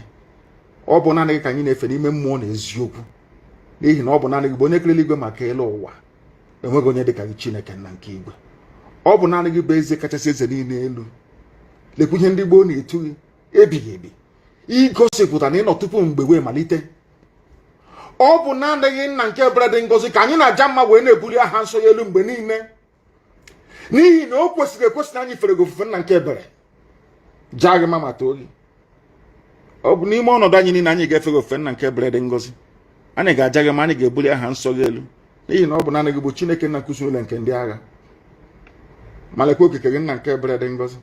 lekwa ụmụ gị bụ Biafra ka m na-eche gị n'iru n'abalị IPOB n'ụwa niile ndị ezi omume ụmụ Chineke chetakwa na ihe niile nke anyị na-eme nna nke ebere dị ngọzi ozi nke anyị na-agbasa onye ime eluigwe bụ n'ihi aha nsọ gị marakwala anyị bụ anọkpa ahụ ofu ụbọchị ihe niile ikere eke ga-agabiga mana okwu nsọ nke gị na-adịgide ma ruo mgbe ebighị ebi ọ bụrụ na ọ ga-amasị gị na ala nsọ nke gị bụ Biafra nna nke ebere kwere n'ihi mmehie nke anyị onwe anyị mere nna nke igwe ka ị ga-eji wee gbakọta anyị azụ wee hapụ ka ndị iro wee mebili anyị ndị a na-ebighị ugwu nna nke ebere dị ngọzi ọ bụ n'aka gị ka ọ nọ nna nke igwe ọ bụ naanị gị mere ọnụ wee kwuo na Biafra ga-abịarịrị na ndụ na-abụghị n'ọnwụ nke a bụ okwu ọgba ndụ nke i kwuru n'isi ma ezi ebube dị ngọzi n'ihi na i kwuru sị ọ kakwa mma na eluigwe n'ụwa bịara na isi njedebe kama na okwu nsọ nke gị agaghị ere ọ bụ na okwu nsọ gị a na nkwa nke ikwuru anyị ka gbakwasịrị okwu wee na-akpọku aha nsọ gị n'abalị a n'ụtụtụ n'ehihie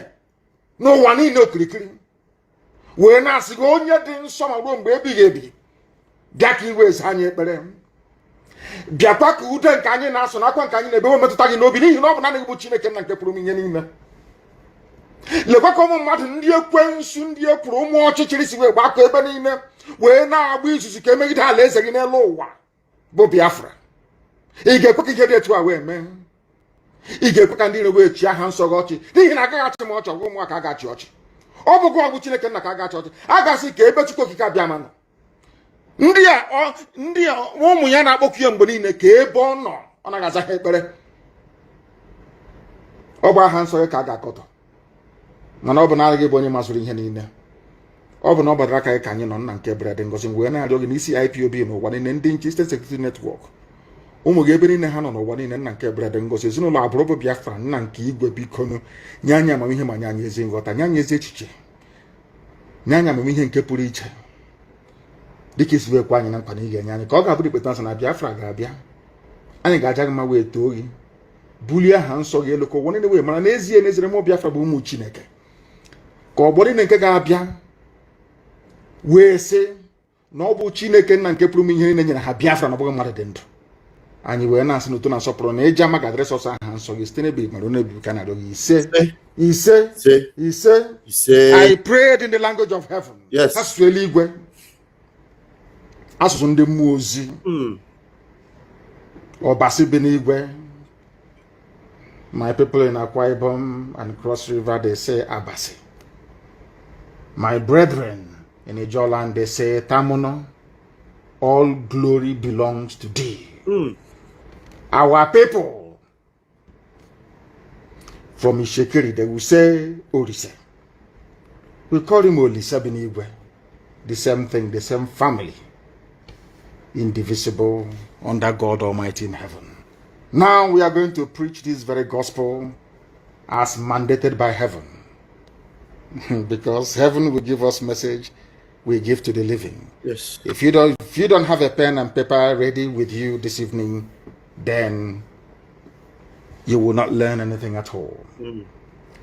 This broadcast this evening goes out to all the efulefus of this world, those who believe foolishly, I should say, and idiotically believe in one Nigeria. Those who out of self-hate and deprecation jettisoned everything that made them human and instead subscribed to an identity given to them by foreigners, by Europeans. I want all of you to pay very close attention to this very broadcast this evening. Omahi, Wike, Obiano, Hope Uzodimba, all these people, Ifulefus, I want you to pay attention to what I have to say. All those in Abuja and in Lagos, foolishly spending the best years of their lives in another man's land. This is also for you this evening. You have heard this clip before, some of you 1,000 times over. But this evening we want to bring a fresh meaning and perspective into what this very Janjaweed said very many years ago, before now. Before Biafra, Ojuku's Biafra, I should say, and now before the Biafra of IPOB. What this man had to say predates the 1966 coup. What this man had to say predates all the difficulties and problems that have bedeviled the Zoological Republic till date. I want you to understand something this evening. I want to prove to the whole world, because I know that the British, those that run the zoo, the British High Commissioner, Katuna Lang, is a woman, a white woman, US ambassador, all the diplomats that are listening, because anytime we broadcast, the whole world comes to a standstill. They all listen. They are listening this evening. And I will encourage them to also bring their pen and their paper ready, please. I want to prove beyond every conceivable doubt that Fulani is the problem of Nigeria. Fulani started the problem of Nigeria from day one. Over the years, they toned down their rhetoric, they moderated their behavior. Now they have come into battle with AK-47 and their Nama, their cows. You have listened to this clip a billion times over. This was the clip I played in the year 2015 that led the late Buhari, because Buhari is dead, the late dead Buhari, to comment about Radio Biafra, to say that they will ban Radio Biafra because of this very clip I'm about to play now. And I want you to come to this broadcast this evening with an unbiased mind. Come very clean and clear, that God Almighty may judge you justly. I am going to play this very clip for you. And upon this very clip and what this man said, are we going to base our discussions and analysis this very evening, morning, noon or night, depending on where you are. Listen very carefully, I beg of you, please. It's very, very important. And as I'm doing so, please, somebody should endeavor to put it on my page. In fact, on all the platforms, that the world may know that we are not the aggressors, that the world may know that Fulani people are troublemakers. Fulani people never wanted Nigeria to work from day one. Fulani people, they are the bane that Nigeria is backward today, is down to only one group of people, the Fulani tribe. When I say it now, I know that Kadira Mohammed will say this was what obtained in Rwanda in places and things happened. And they said it's pure rubbish. What we are presenting this evening are facts and figures. Please listen very carefully, especially Efulefus from Igbo land. Listen very well. All the idiots talking against Biafra, listen very carefully. All the idiots campaigning for one Nigeria, one zoo, listen very carefully, please, to understand how foolish you are. I have now come away from blaming Britain and Europe for coming to Africa, bastardizing, balkanizing, dividing, and rendering us asunder, all of us, and giving us artificial boundaries, which we accepted because we are very daft. I want to bring the problem a closer home. I want to bring the issues closer to you this evening, especially for those of you who are in Nigeria, to understand the depth of your stupidity and your foolishness. I'm not insulting you. I'm only giving you facts that will guide you away from darkness into the light, which we are pointing you towards. Listen carefully, please. Major talks about killing your premier. Add on top of that the North's Listen. general hate of the East, and you can start to get the picture of the sort of tribal tension Nigeria was heading towards.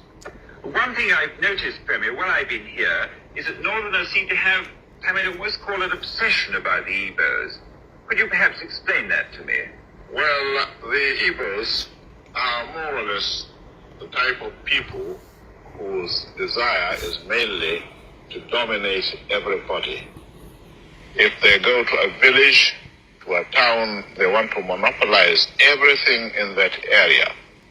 If you put them in a labor camp as a laborer, within a year they will try to emerge as headman of that camp, and so on. Well, in the past, our people were not alive to their responsibilities, because you can see from our northernization policy that in 1952, when I came here, there weren't 10 northerners in our civil service here. And I tried to have it northernized, and now all important posts are being held by northerners. Is this policy of filling all key posts in the north solely with northerners and not with other Nigerians a temporary or permanent one? In actual fact, what it is a northerner first. If you can't get a northerner, then we take an expatriate like yourself on contract. If we can't, then we can employ another Nigerian, but on contract too. This is going to be permanent, I should say, as far as I can foresee, because it will be rather dangerous to see the number of boys who are now turning from all our learning institutions coming out with having no work to do. I'm sure whichever government of the day might be, it will feel rather embarrassed, and it might even lead to bloodshed. Doesn't this damage the idea, sir, of all people in all regions in Nigeria being fellow citizens of one country? Well, it might, but you are, new to our region, but how many northerners are employed in the east or in the west? The answer is no. And if there may be 10 laborers employed only. I hope you have listened to, that is the voice of the man that Buhari was emulating when he came into office. Buhari was following the footsteps of this very man you've listened to now. He was the Sadwana of Sokoto, the leader of the Northern Nigeria People's Congress. He was the leader of the North. Anytime you have a Janjaweed say their founding fathers, they were referring to this very man. You just heard his voice now. He was interviewed, should I say, rather bizarrely, independently, so to speak, by a BBC journalist. I believe that was in the late 50s to early 60s. These are the people responsible, so we are told, for bringing the so-called, should I say, flag independence to Nigeria. Anytime you hear, be it the Senate President or anybody from the northern part of the zoo, talk about their founding fathers, they were talking about this man. And this man was asked a question by a white man. The interviewer is a white man working for the BBC. They asked this black man, this very baboon in a zoo, his name is Sir Ahmad Bello. He was knighted by the Queen of England, Queen Elizabeth. Understand this very clearly. That is why I said it is better for you to bring your pen and paper this evening. Even if you don't come to lectures again without a pen and paper, it's better for this evening you must have one. Very, very critical, please. This man, alongside Awolowo and Azikiwe, and to an extent, Tafawa Balewa, they were responsible, so to speak, for should I say, forging the new Nigeria that Britain had created. It was in 1960, after independence. And he was asked a simple question, a very simple question. Why do you hate Igbo people so much? These are Fulani people. I want Okezibazo, I want Hope Uzodema, I want all of them to, I want Wike, I want them to pay attention this evening. I want Ohanes and Ndioshi, George Obioso, pay very particular attention, because what this man said in late 50s and early 1960s is still prevalent today in our lives. And I'm going to prove it to you this evening, one after the other. The man asked him, in other words, this is where I get upset with Katrina Lang and the so-called British mission in Nigeria. Britain is aware, because this is a BBC journalist interviewing a Fulani leader. When there was no strife, there was no war, there was no problem, when they were planning and creating their useless one Nigeria, please pay attention, please. Pay attention, please. To understand how foolish we came, to understand how foolish Uzadema, to understand how foolish Johannes, anybody talking about one Nigeria, I want to prove to you tonight, heaven is my witness, that the person is a fool, especially if you're a Biafran. They asked this man, and when they talk about Igbos in those days, they're talking about everybody from the East. In fact, to an extent, even including the West. These are the people they claim that created one Nigeria for us.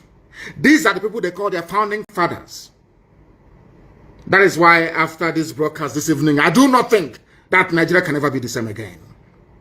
They asked him, why do you hate the Igbos? At the time that this question was being asked, there was no Fulani headsman problem, no banditry, no insurgency. There was no problem. There was euphoria all over the world that the largest black nation had emerged. That they call Nigeria.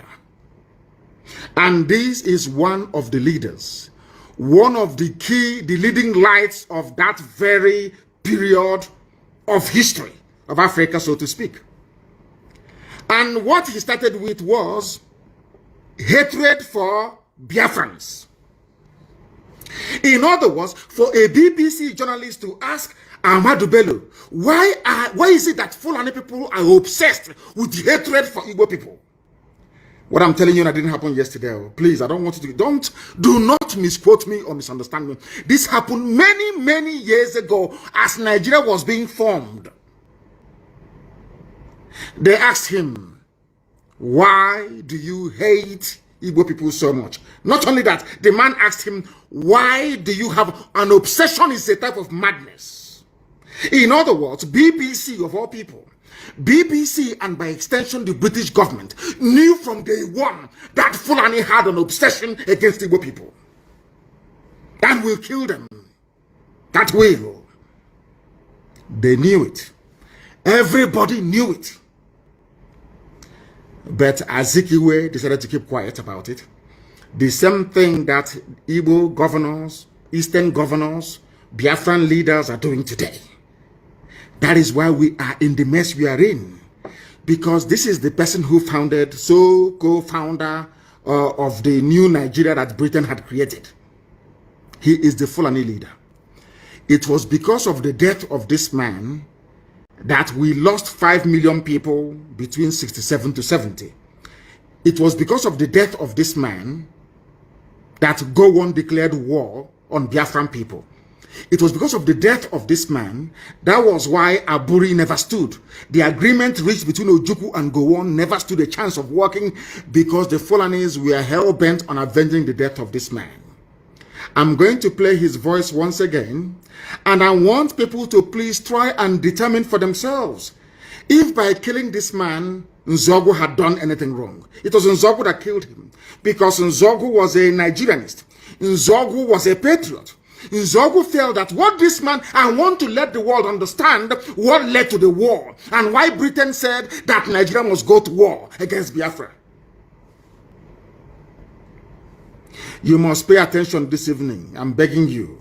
I'm going to play his voice again. Before he started, I provided an intro, kind of a voiceover, for you to understand, so that what is happening today with Fulani Janjaweedism, banditry, the hatred, the fact that when this regime of Buhari came in 2015, their plan was a northernization agenda. What this northernization means that a Fulani man will occupy every position of importance in Nigeria. This thing was said over 60 years ago, but in 2015, when Buhari was, they implemented it, they're still implementing it till to this very day. That is why I feel sorry for the South, by which I mean the East and the West. I even want my Yoruba brethren who are listening to pay very close attention. I want them to understand the mess everybody's in the South. I want them to begin to appreciate the level of trickery, the level of takia, the level of deception the Fulanis are willing to deploy in order to conquer you, both spiritually and physically. Because as at the time this man said this very thing, when they say I hate Fulani, I don't hate anybody. It was Fulani that hated me first. They did not just hate me first. They have consistently hated me. Are you listening to me? Now I'm going to play it again. Listen to the intro and you listen to the voice of the man they claim created Nigeria. And you will understand from what he's saying, it is what APC is implementing today. APC, Fulani Party. Fulani Party of bandits and terrorists. That's what they said, northernization agenda. The North first. And some of you may be wondering, why is it that Fulani has this hatred for Igbo people? I want Hopos Adema to pay very close attention. I want Ohanes Ndiara and Dioshi to pay attention. I want every Efulefu to listen very carefully. You may be wondering, why is it for no reason we were not at war in late 50s and early 60s? Nothing was wrong. We did nothing to Fulani. A Fulani leader, the leader of the Fulani people, the leader of the entire North, came out to say, we hate Igbo people. And he gave the interview to BBC. Now, how can you blame me for hating them? I don't even hate them. I'm only trying to fight them or stop them from killing our people. That's what I'm doing. I want to tell you that what they are planning, what the plan of APC today was what Ahmadu Bello has scripted down. I said that was why in 2003, 2011, you see, 2003, 2007, 2011, Buhari kept contesting. People never knew the reason why Buhari overthrew the government of Shagari. Buhari, this is his mentor. His hero is the Sadwana. If you listen to him when he was alive, if any of you paid any attention to what Buhari was saying, Buhari kept saying that they killed Sadwana, that they killed Sadwana. That's his hero. The reason why Sadwana hated the Igbo people was because the East was the only part that their type of Islam never got to.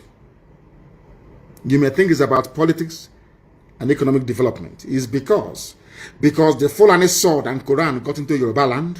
The Fulani sword and Quran decimated the entire Middle Belt. The Fulani sword and Quran got into even up to Upper Benue. They never made it to the East. That is their anger. Till tomorrow morning. And they will never stop. I want Wike, I want Osodemba, I want all these idiots, I want Ohanes and Ndioshi to pay very close attention. The reason why they keep telling you every day, stay in one Nigeria, do what you can, is because they want to conquer you. It's their job, it's in their bone marrow, it's in their DNA. This is a man who is a nationalist. The most painful thing is that Britain knew about all these things, but they kept quiet. Britain never said anything. Britain kept quiet. I want to play it for you again. This is the leader of the Fulani people. I want to say that the hatred they are pouring out today, the reason why Buhari can form a government and there is no Igbo man in it, the reason why they can be doing all the nonsense they are doing, customs or not, EFCC not, is because it is a grand plan. And I want you to compare and contrast the behavior of Fulani politicians with that of the idiots from your village in the south. Do you see how the Fulanis laid down a template? Not just a template of political domination, but a template of complete and total annihilation of every indigenous ethnic group in Nigeria. What APC is carrying out today was laid down before even 1960. They have been pursuing that same agenda, year in, year out. But some of you are too blind to understand what lies in front of you. This evening, we are exposing them that the world may understand, that the world may know why we are doing what we are doing. I'm going to play it for you once again. Please pay very close attention. And this time around, I'm going to interrupt. As they proceed, I will interrupt to analyze and bring to your knowledge and understanding the evil that Fulani portends for everybody, not just for Igbo people, not just for Biafrans at large, but not even just for the entire South, but for everybody who calls himself a Nigerian. Because as at the time that this man said this, uttered these very, should I say, vengeful words or insightful words, Nigeria was not at war. There was euphoria everywhere. Independence is around the corner. They're about to take over everywhere. Every black people are about to rule black land. That was done it for it. This is the man that they refer to as their founding father. This is the leader of Boko Haram. This is the leader of Fulani bandits. This is the leader of Fulani headsmen. This is the leader of every terror group that has ever emerged. He is their spiritual leader. He's dead, of course. His death was what caused the war, because Britain wanted vengeance. Britain knew that Fulani hated Igbo people, because Britain hated Igbo people. Britain hates Biafra with a passion. Pure raw hatred. Raw hatred is the same hatred that the Fulanis have. You cannot explain it. Why Britain hates Biafra is beyond me. We are Anglicans, though. We are Christians, though, for your information. We attend Anglican church. We are Christians in the main. England is supposed to be a Christian nation, but their hatred for Biafra is immense. And isn't it very ironic? The only part of the zoo called Nigeria that is entirely or should I say homogeneous Christian. No Islam. That is the people that Britain hates most of all. And every Sunday like today, every Anglican church in Biafra land have contributed their money. Very soon they will ship it all the way to Canterbury. Are you feeling what I'm saying? I want you to listen once again, please, to understand those who are the fermenters of trouble in Nigeria. I want to prove to the world tonight that Fulani people are the originators of every problem in Nigeria. It was because of this statement and the statement that this man made at Sandhurst. That was why Izogu killed him.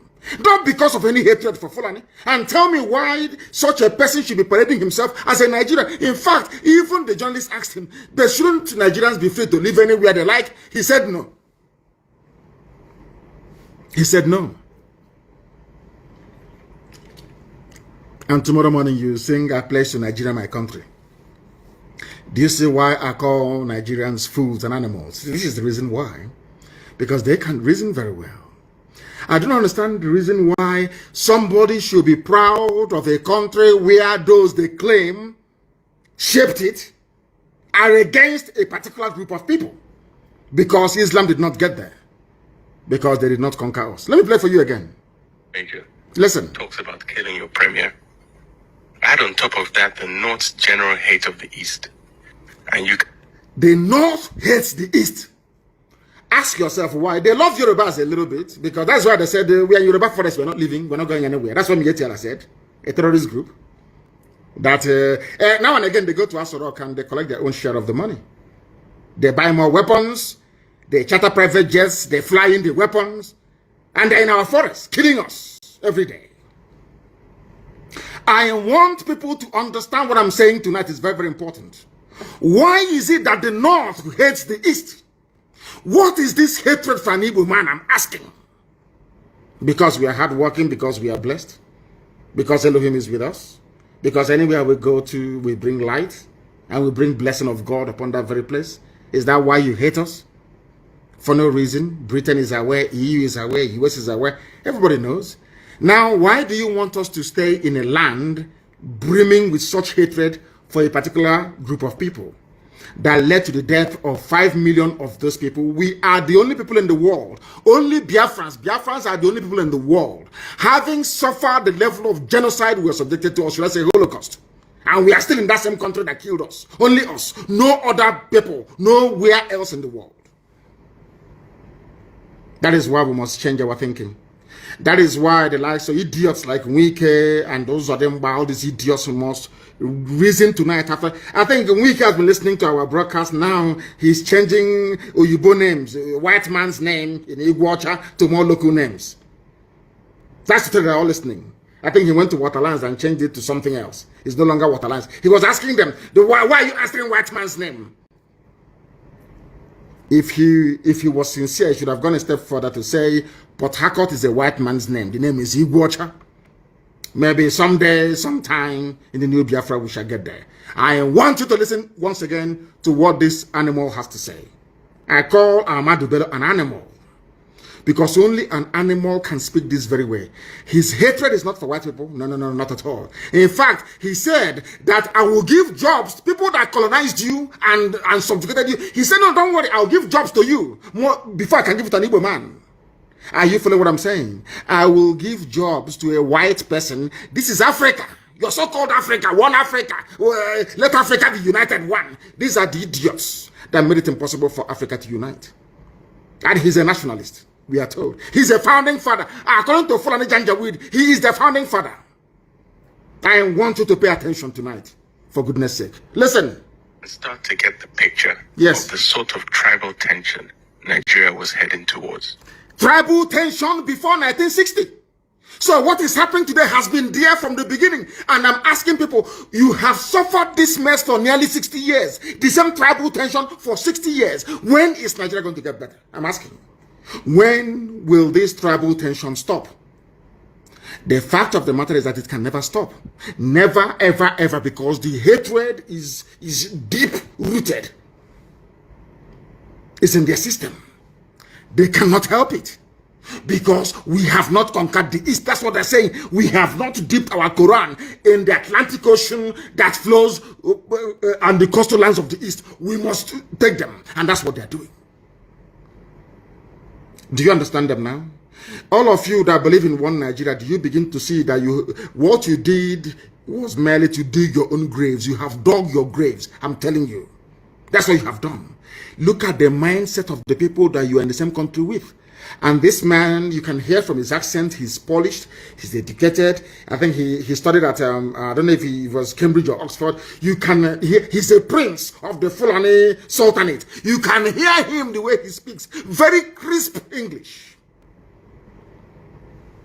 It was this man that made me to realize that mastery or command of English language does not confer upon you any, should I say, any intellect of any sort whatsoever. It doesn't. The fact that you can speak English doesn't mean you're intelligent. This was the man that made me to realize that very fact. Listen to him, please. This is the founding father, so to speak, of Nigeria. Fulani. I want to prove to the world that it was the Fulani that what is happening in Nigeria today is the cause of the Fulani. They are the problem that you have. Listen to him. One thing I've noticed, Premier, while I've been... That is the voice of the British interviewer, BBC journalist, asking him. He's asking him, Premier. He was then the Premier of the North. Asking him, Premier. One thing I have noticed is the obsession, the hatred, the raw hatred the Fulani have for Igbo people. Where is it coming from? A white man, BBC, they realized all the way from London that there are two people, these two tribes you have, in a place called Nigeria that they themselves created. One hates the other and wants him dead. Yet you're talking about one Nigeria. I'm asking you, with this level of hatred, on what basis, therefore, are you campaigning or championing one Nigeria, especially if you're from the East? On what basis, I ask you? How? Please explain to me. On what basis? Let us hear the journalist and the question that he had to ask. Listen. Here is that Northerners seem to have, I mean, almost call it obsession about the Igbos. Northerners have an obsession about the Igbos till tomorrow morning. That is where we are told that Ahmed Lawan, now the president of their so-called Zoo Senate, went to Imo State and was saying everybody should come and join APC. This is their plan from the beginning to conquer us from the beginning. Conquest! But unfortunately, a typical Igbo idiot in Abuja or Lagos cannot seem to realize this. The handwriting is there on the wall. They cannot seem to realize what is going on. A white man all the way from Europe is asking a black baboon in Africa, why do you hate your fellow black man? The man said, I will give you a job as a white man. The same white man that we are struggling to become independent from. The same white man that killed us, put us in jail and everything. And that is the man that is the hero of Fulani. Do you understand it now? Do you now see why the zoo must fall? Do you see why Nigeria cannot stand? Do you see why anybody championing one Nigeria is an absolute and total idiot? A fool beyond a fool. Do you now understand why we say so all the time? Listen, please. Could you perhaps explain that? Explain to us why you hate us.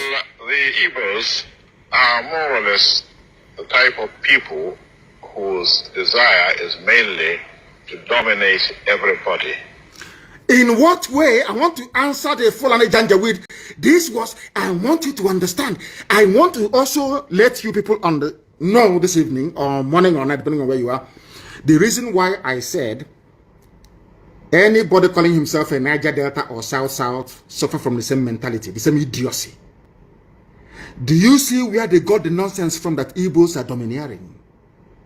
And in a short while, I will ask this man to tell us in what way, or should I say ways, are Igbos domineering? Because if you go now to some parts of Cross River or Akwa Ibom, or I should say before, not now, not anymore, and Bayelsa or Delta, and ask them, they say, we don't want to be dominated by an Igbo man, especially his own brothers and sisters. Echoing the same sentiment of a Fulani Janjaweed that hates them. Because when this man was talking about the Igbo people, he was talking about everybody from the East and sometimes from the West as well. Listen carefully. One Nigerian is, listen, oh, those that believe in one Nigeria, let's build a future. This is their template. It can never change because they are Janjaweed. They follow their leader. Whatever their leader does, whatever, if the leader says to them, oh, go and kill people, they'll go and kill. This is Fulani Janjaweedism. This is the man that the late dead Buhari was following in the footsteps. Now listen, Igbos, they asked him, why do you hate Igbo people? He said, because they are domineering. The same thing they said about the Jews all over Europe. Just because they're successful, because God blessed them. That is all, that nothing more. I hate Jews. Why? I don't know, but I hate them. Why do you hate them? They took over the banking system. Okay, because they are doing something that you cannot do. The same thing about Igbo people in the zoo called Nigeria. By Igbo, I mean the whole of Biafra in Nigeria. I want our people to pay attention tonight so that their brain can be cleansed properly. They asked him, a white man asked him, why do you hate Igbo people? Asking a Fulani man, I want Fulani to know that you brought the hate to me. You are the original haters of other people. You have no right to complain. You people are the original haters. You started the hatred before anybody else. Listen to what he has to say. Igbos are domineering. Now we want to find out how did Igbo people go to Sokoto and take over Sokoto? Is an Igbo man the Sultan of Sokoto? Is an Igbo man the Emir of Kano? Is an Igbo man the Emir of Gwandu? Please tell us, how did they dominate you? If they go to a village, to a town, they want to monopolize everything in that area. They want to monopolize everything. As I told you, these are congenital liars. Fulani are liars. They are liars and deceivers. And I feel sorry for some of you in the zoo. Some of you that allowed Fulani to deceive you. They can't deceive me. They can never deceive me.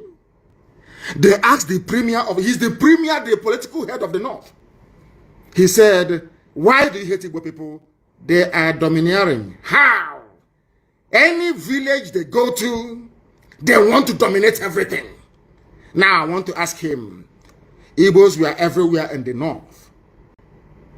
Is an Igbo man an emir in the North? From before his time till today?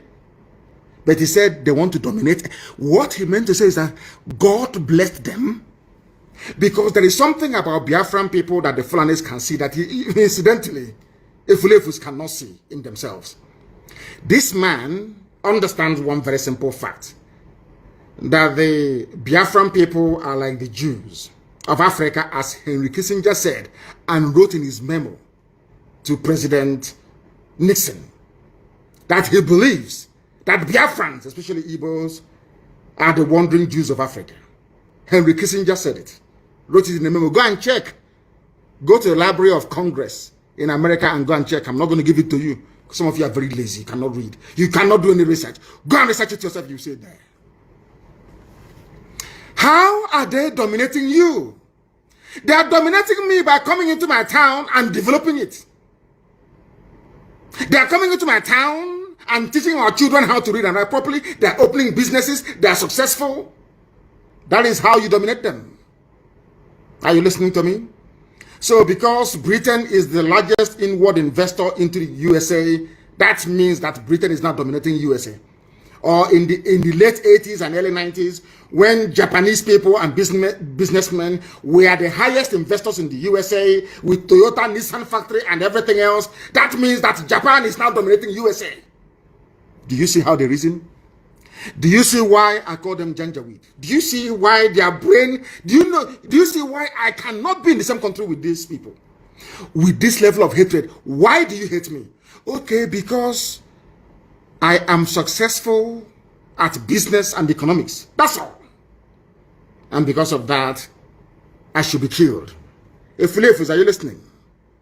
I want to prove to all the Efulefus that the hatred today in the zoo was brought about by Fulani Janjaweedism. Listen carefully, please. If you put them in a labor camp as a laborer, within a year they will try to emerge as headman. If you put them in a labor camp, if you take Igbo people in those days, Biafrans, I mean, anywhere they are, you put them in a labor camp. That's what he's saying. They will emerge as the headman. Why are they emerging? Is it not the same way that Joseph emerged in Egypt, in the house of Pharaoh, from nothing, to show that the blessing of God is upon these people? You cannot suppress. There's a saying where we come. You see the moon, your hand cannot cover it. It's blessing. It is called blessing. It is not domination. It's blessing from God. And that blessing is for the whole of Africa. Not just even for Nigeria, it's for the whole of Africa. The blessing that Biafra brings to the table is for the whole of the black world, wherever you have any black person residing. You cannot stop it. Nobody can stop it. That blessing from God, that is why a white man can see a Biafran laborer and say there is something in this man. Because of that, I'm going to make him the head man or the foreman of this company. Because the blessing of God is upon that man. The same way it is upon Israel. You cannot, he says, a blessing from Elohim. You can't take it away. Instead of people to see this blessing, what they see is they are coming to dominate me. Do you understand it now? Zoological Republic. Are you following me this evening? I thought it's a very special broadcast. I want the world to understand. Because I know the US ambassador is listening, the UK High Commission, all of them are listening. I want to know it was Fulani that brought in hatred into Nigeria. Fulani, no other person, Fulani. This is their master speaking. This is their progenitor speaking. Over 60 years ago. And all those things he said over 60 years ago are still prevalent today in the damnable Zoological Republic of Nigeria. Why do you hate them? They dominate. How are they dominating? If you put them in a labor camp, because at the time that this man was referring to, all the labor camps, all the factories were run by white people, by the British. And regardless of what you may say about them, those people, they know how to be even-handed. If you're hardworking, they'll promote you. These British people saw the blessing upon these people from the East. Children of light saw them. That was why Igbo people dominated the civil service, not because they wanted to, but because God's mercy and blessing was upon them. That is why they are hated. Not because they've done anything wrong. You hate them because God is with them. And no man can destroy it. It's a blessing from Elohim. They call it domineering and domination. Now you understand me, don't you? Do you understand now? The Igbo people are ancient people. Very old. The oldest people on the face of this very earth. Bano. Ndibo, ancient, that's the meaning of it. Old people, old. The center of the world. That is why they occupy the center of the world. Zero longitude, zero latitude, the very center, the very beginning of life itself. God did not make any mistake by placing us there. I want all of you, both the Efulefus and those who are normal, who are listening to me this evening, to understand this very gift. The more we misuse this gift that God gave to us, the angrier God will be with us, and the more destruction we are likely to face. And there is only one solution to this problem: freedom. Because when freedom comes to Biafra, freedom will come to every black person on the face of this very earth. That is that thing that people see, and they say they're domineering.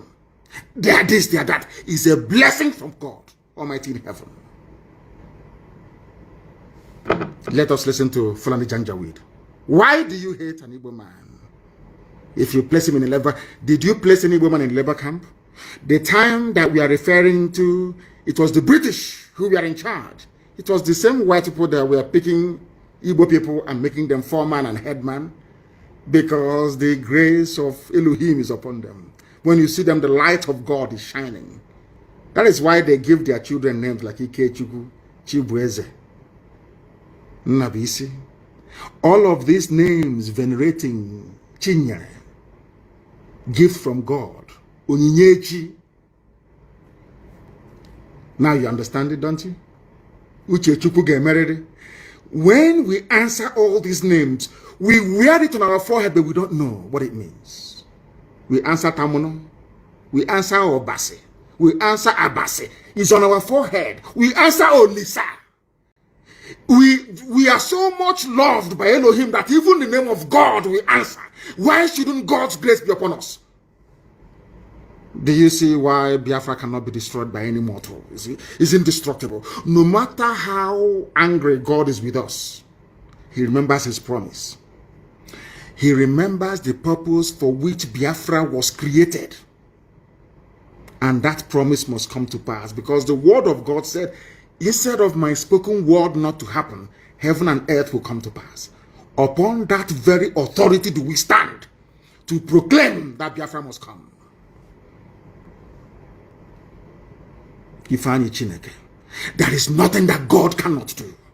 But to the ordinary person living in the flesh, to a mere mortal with a temporal mindset, you cannot understand it. It's only those of us in the spirit that can see it. You have to be able to discern what is happening, to be able to understand what Biafra means. Some people are running about shouting, Biafra, Biafra, they don't know the meaning. They have no idea what Biafra means. You people is an example of the fulfillment of God's promise upon the lives of men.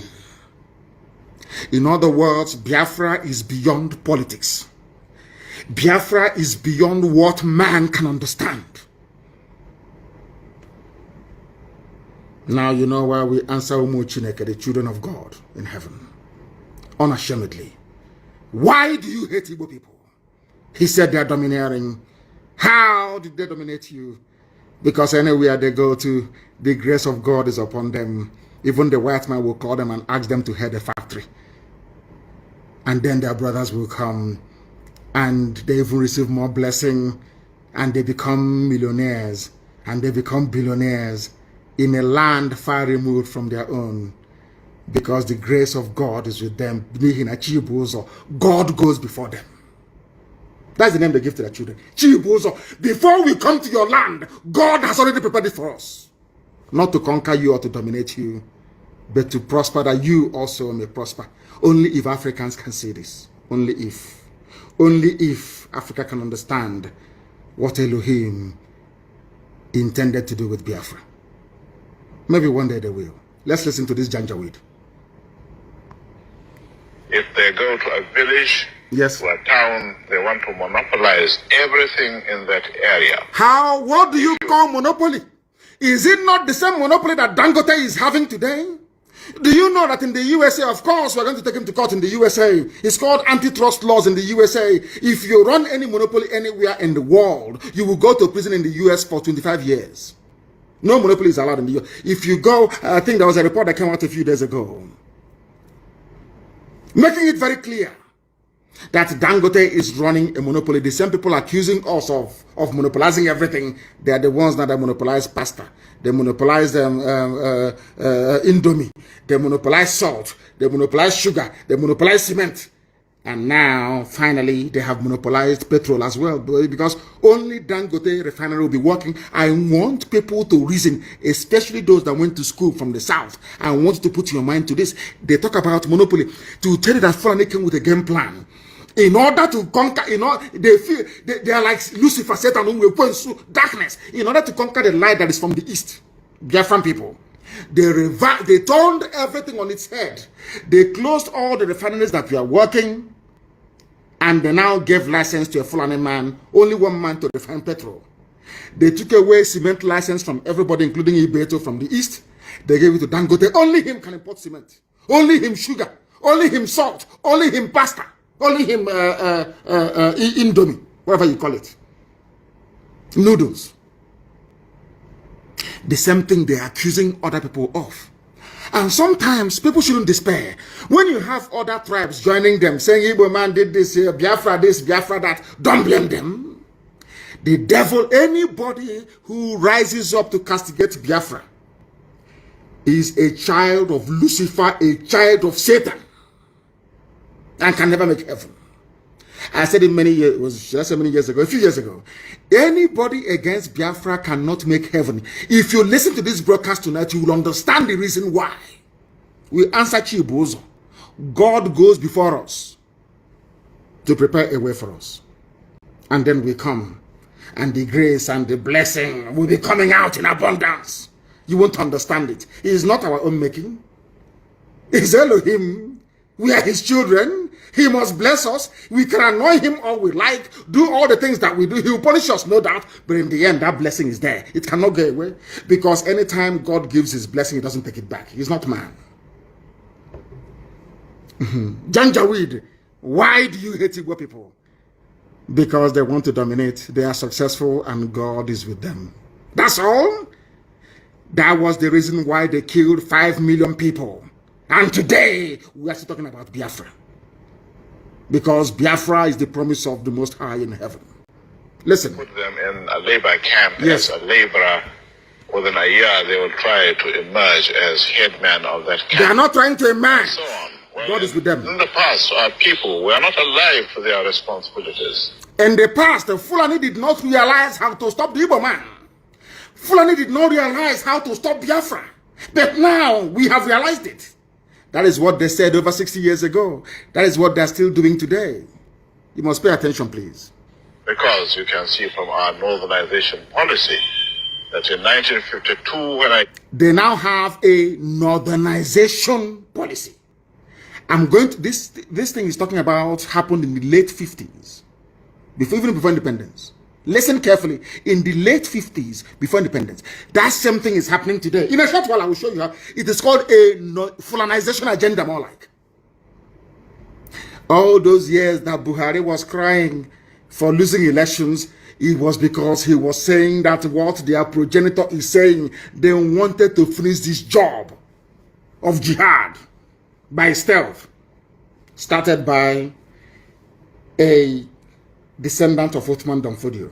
You are listening to the voice of the Sadwana of Sokoto. He should have been the Sultan of Sokoto. But because he was into politics, they gave him a special title, the Sadwana of Sokoto, and shipped him to Kaduna, where he was reigning, where he was the king. Now listen carefully. He said, we are now alive. This was the man that wanted to continue what his great-grandfather started. His great-grandfather is Othman Danfodio. He's a prince. That was why when they came into Delta, when they came into, what is it again? Into Delta, I want to remember what is wrong? Is it old age or what? I keep forgetting things these days. Opanam. When they got to Opanam, on Zogu's village, they killed every male child in Opanam. Almost. Only those outside survived. Because this is a prince of the Sultanate. This is a prince of the Fulani Emirate. This is a direct descendant of Othman Danfodio, the man that defeated Hausa people and took their land. This is his great-great-grandson. You listen to his voice. Othman Danfodio, that's the great-grandson. No, great-great-grand, I think it's 3 generations or thereabout before him. Either the great-great-grandson or the great-grandson, one of those. And an Igbo man killed him. That is their anger. But who wouldn't kill this idiot after listening to him? He sounds like a bandit. The banditry and terrorism is them. You can hear him. He sounds like a bandit. Like a bandit. Nzogwe from Opanam in Igbo land. In Anyama. It was that man that killed him. Because Nzogwe said, what you're saying, sir, is anti-Nigerian. That's all. That's why he was killed. I said, they killed all of our people. Look at how you reason. Do you see the reason why anybody fighting for one Nigeria is bound to end in misery and failure? Do you understand it now? Do you now understand it? Listen once again, please. came here, there weren't 10 northerners in our civil service here. And I tried to have it northernized, and now all important posts are being held by northerners. All important posts are being held by northerners. This happened in late 50s in the north. Now Buhari in 21st century, or those ruling in his name, because the idiot is dead, are now doing the same thing at a federal level. Northernization agenda, more like Fulanization agenda. He said every important position is now held by Northerners. And in a short while, I'll read through all the lists. Even today in 2021, every important position is held by a Fulani Northerner. Do you see how they play their own game? But a Fulefu can never understand it.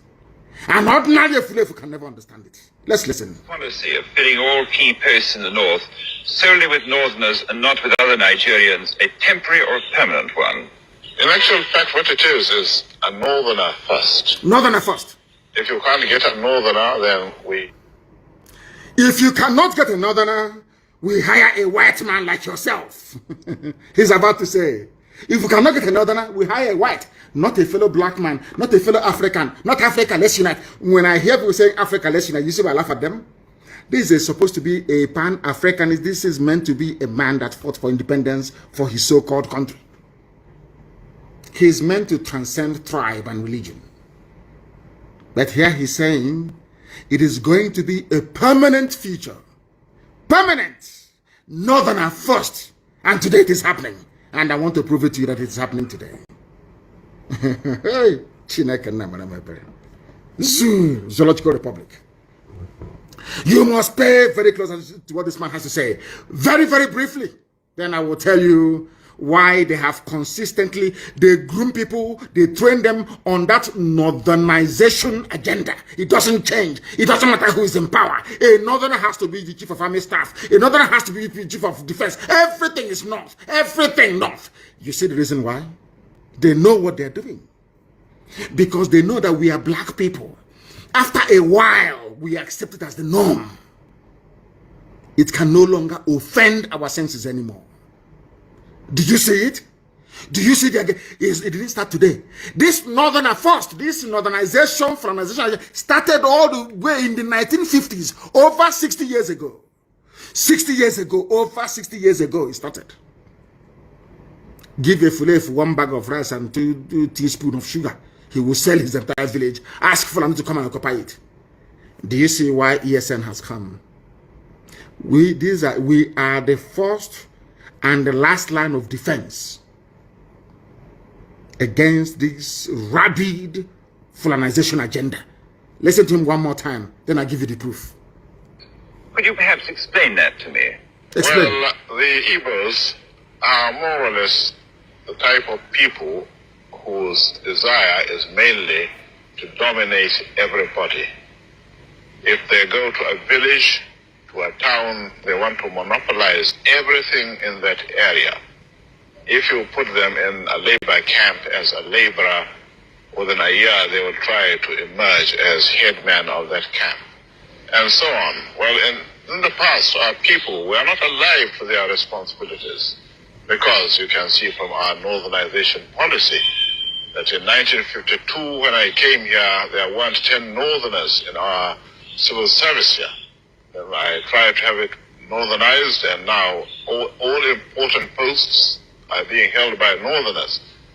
Is this policy of filling all key posts in the north solely with Northerners and not with other Nigerians a temporary or permanent one? In actual fact, what it is a northerner first. A permanent one. If you can't get a northerner, then first. we take an expatriate like yourself. You take a white man, not black. If we can't, then we can employ another Nigerian, but on contract too. On contract. This is going to be a permanent, I should say. A permanent. As far as I can Fulani everywhere is permanent. It would be rather dangerous Over 60 years ago. to see the number of boys who are now turning from all our learning institutions coming out with having no work to do. I'm sure whichever government of the day might be, it will feel rather embarrassed, and it might even lead to bloodshed. It might lead to bloodshed. There's something that's happening today. That's one thing he got right. That unemployment in the north will lead to bloodshed, which is where you have Boko Haram, Fulani Janjaweedism, Yetiala, you have Fulani headsmen, you have ISIS in West Africa, you have bandits everywhere. Is it not happening now? Everything, I give him credit, everything this man said is happening today. That's why I played this clip. Some of you have seen it many times over. but your brain can never digest or the magnitude of what this animal is saying. An animal he is. Now let me prove to you that what this man is saying is absolutely over 60 years ago. Somebody wrote, not me, the Fulanization of Nigeria. What this man said, our agenda is to make sure it is Northerner first, Fulani first. Now listen. The Fulani oligarchy headquartered, look at the Sultan shedding his crocodile tears. That idiot, Sultan of Sokoto, a complete fool, a complete idiot. He is shedding crocodile. Let's do something about one Nigeria. They know what they're doing. It's called deception, Takia. They know. There's some will play good cop, some will play bad cop. Today they will say, Arewa will say, we want referendum. Tomorrow another idiot will come and say, no referendum. They know what they're playing with your mind, playing with your brain. That's what they're doing. Now, listen. Have you ever observed that the Fulani Caliphate, in collaboration with those they deceived with their Kanuri brothers, and to an extent Yoruba Muslims, how they have conquered Nigeria? Nigeria is Nigeria. I said all the Efulefus. I made one simple request. Go outside, just in a bar, anywhere in the world, and ask anybody, how do you see Nigeria? They'll tell you that Nigeria is an Islamic country. Showing you that you've been conquered. All of you, what IPOB, ESN, Biafra generation is doing is to free you from your slavery that you don't know you are into. That is why anybody from the south, even me, talking about one Nigeria, I look at you as an animal because you don't know you're conquered. They have conquered Nigeria. They have captured the three arms of government. Exactly what the descendant of Othman Danfodio said that they're going to do.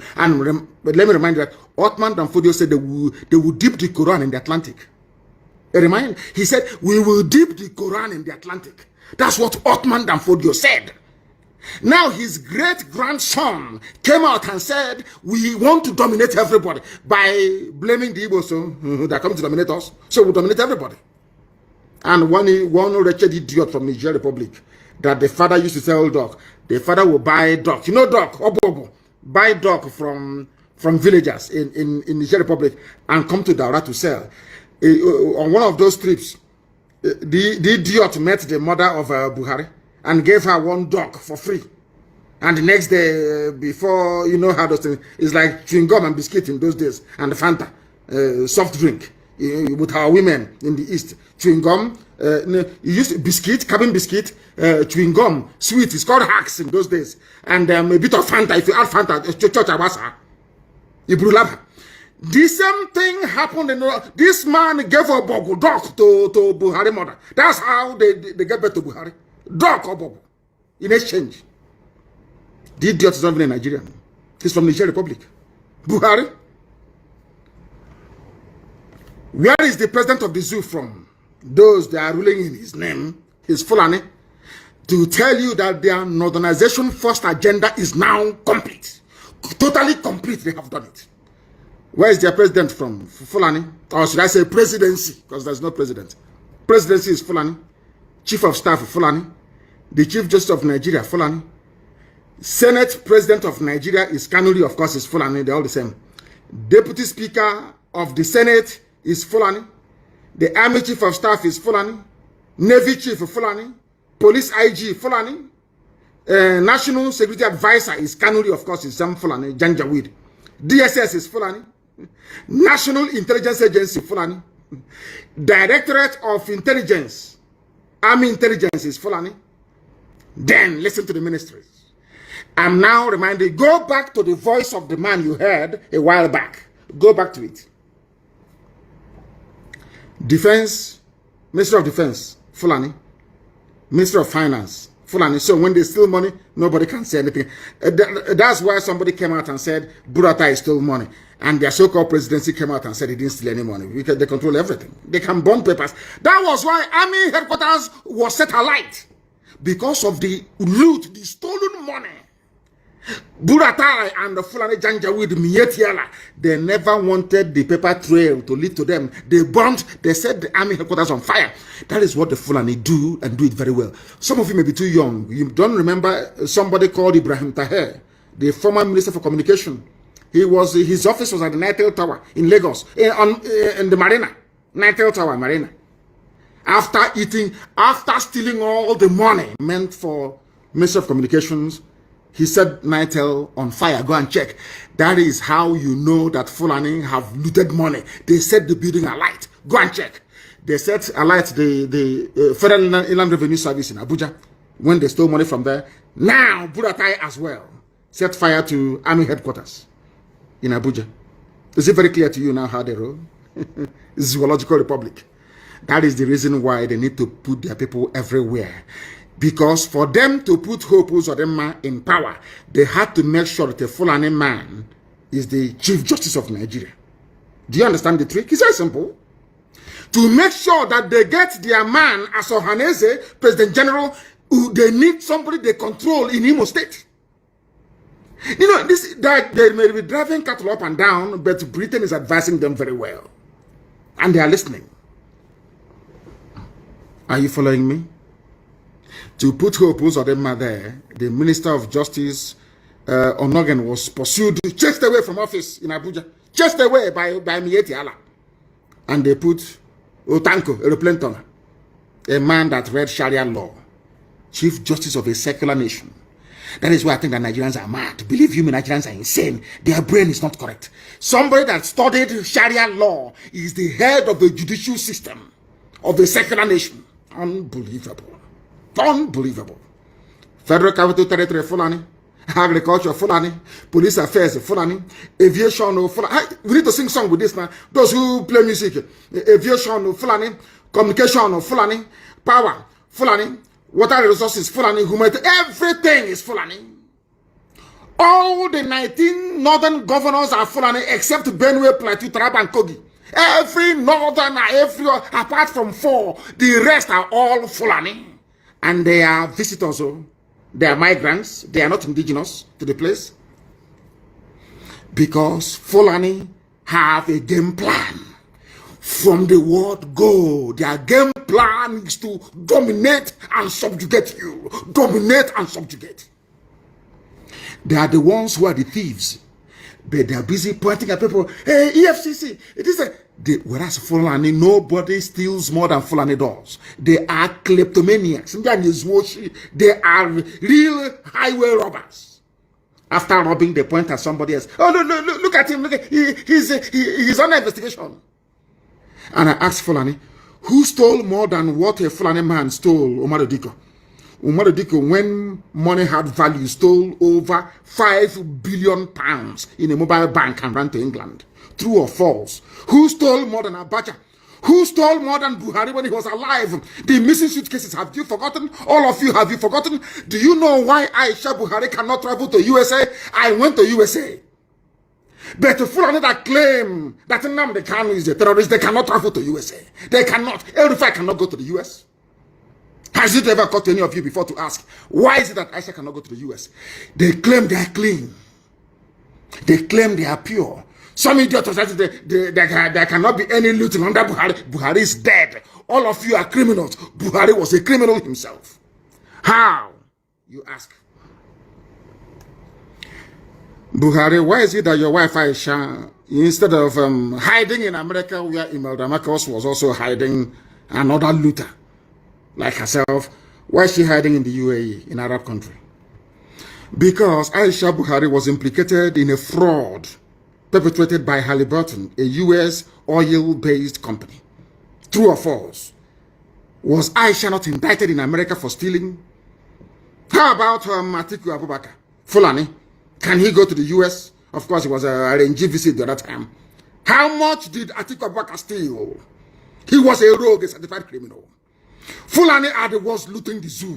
When they cannot loot unofficially, they loot officially through Dangote, who is a money launderer. He's not a businessman, he's a money launderer. Who doesn't know he's a money launderer? Papa Sanjo knows. All of you keep quiet. Because you're in the zoo. Because your brain cells are not working. People who came from Senegambia with their cattle came into your land and deceived all of you from the north. All of you. Shame on all of you. Deceived all of you. Today, all the 19 governors of the north, only 4 are not Fulani. The rest are all Fulani.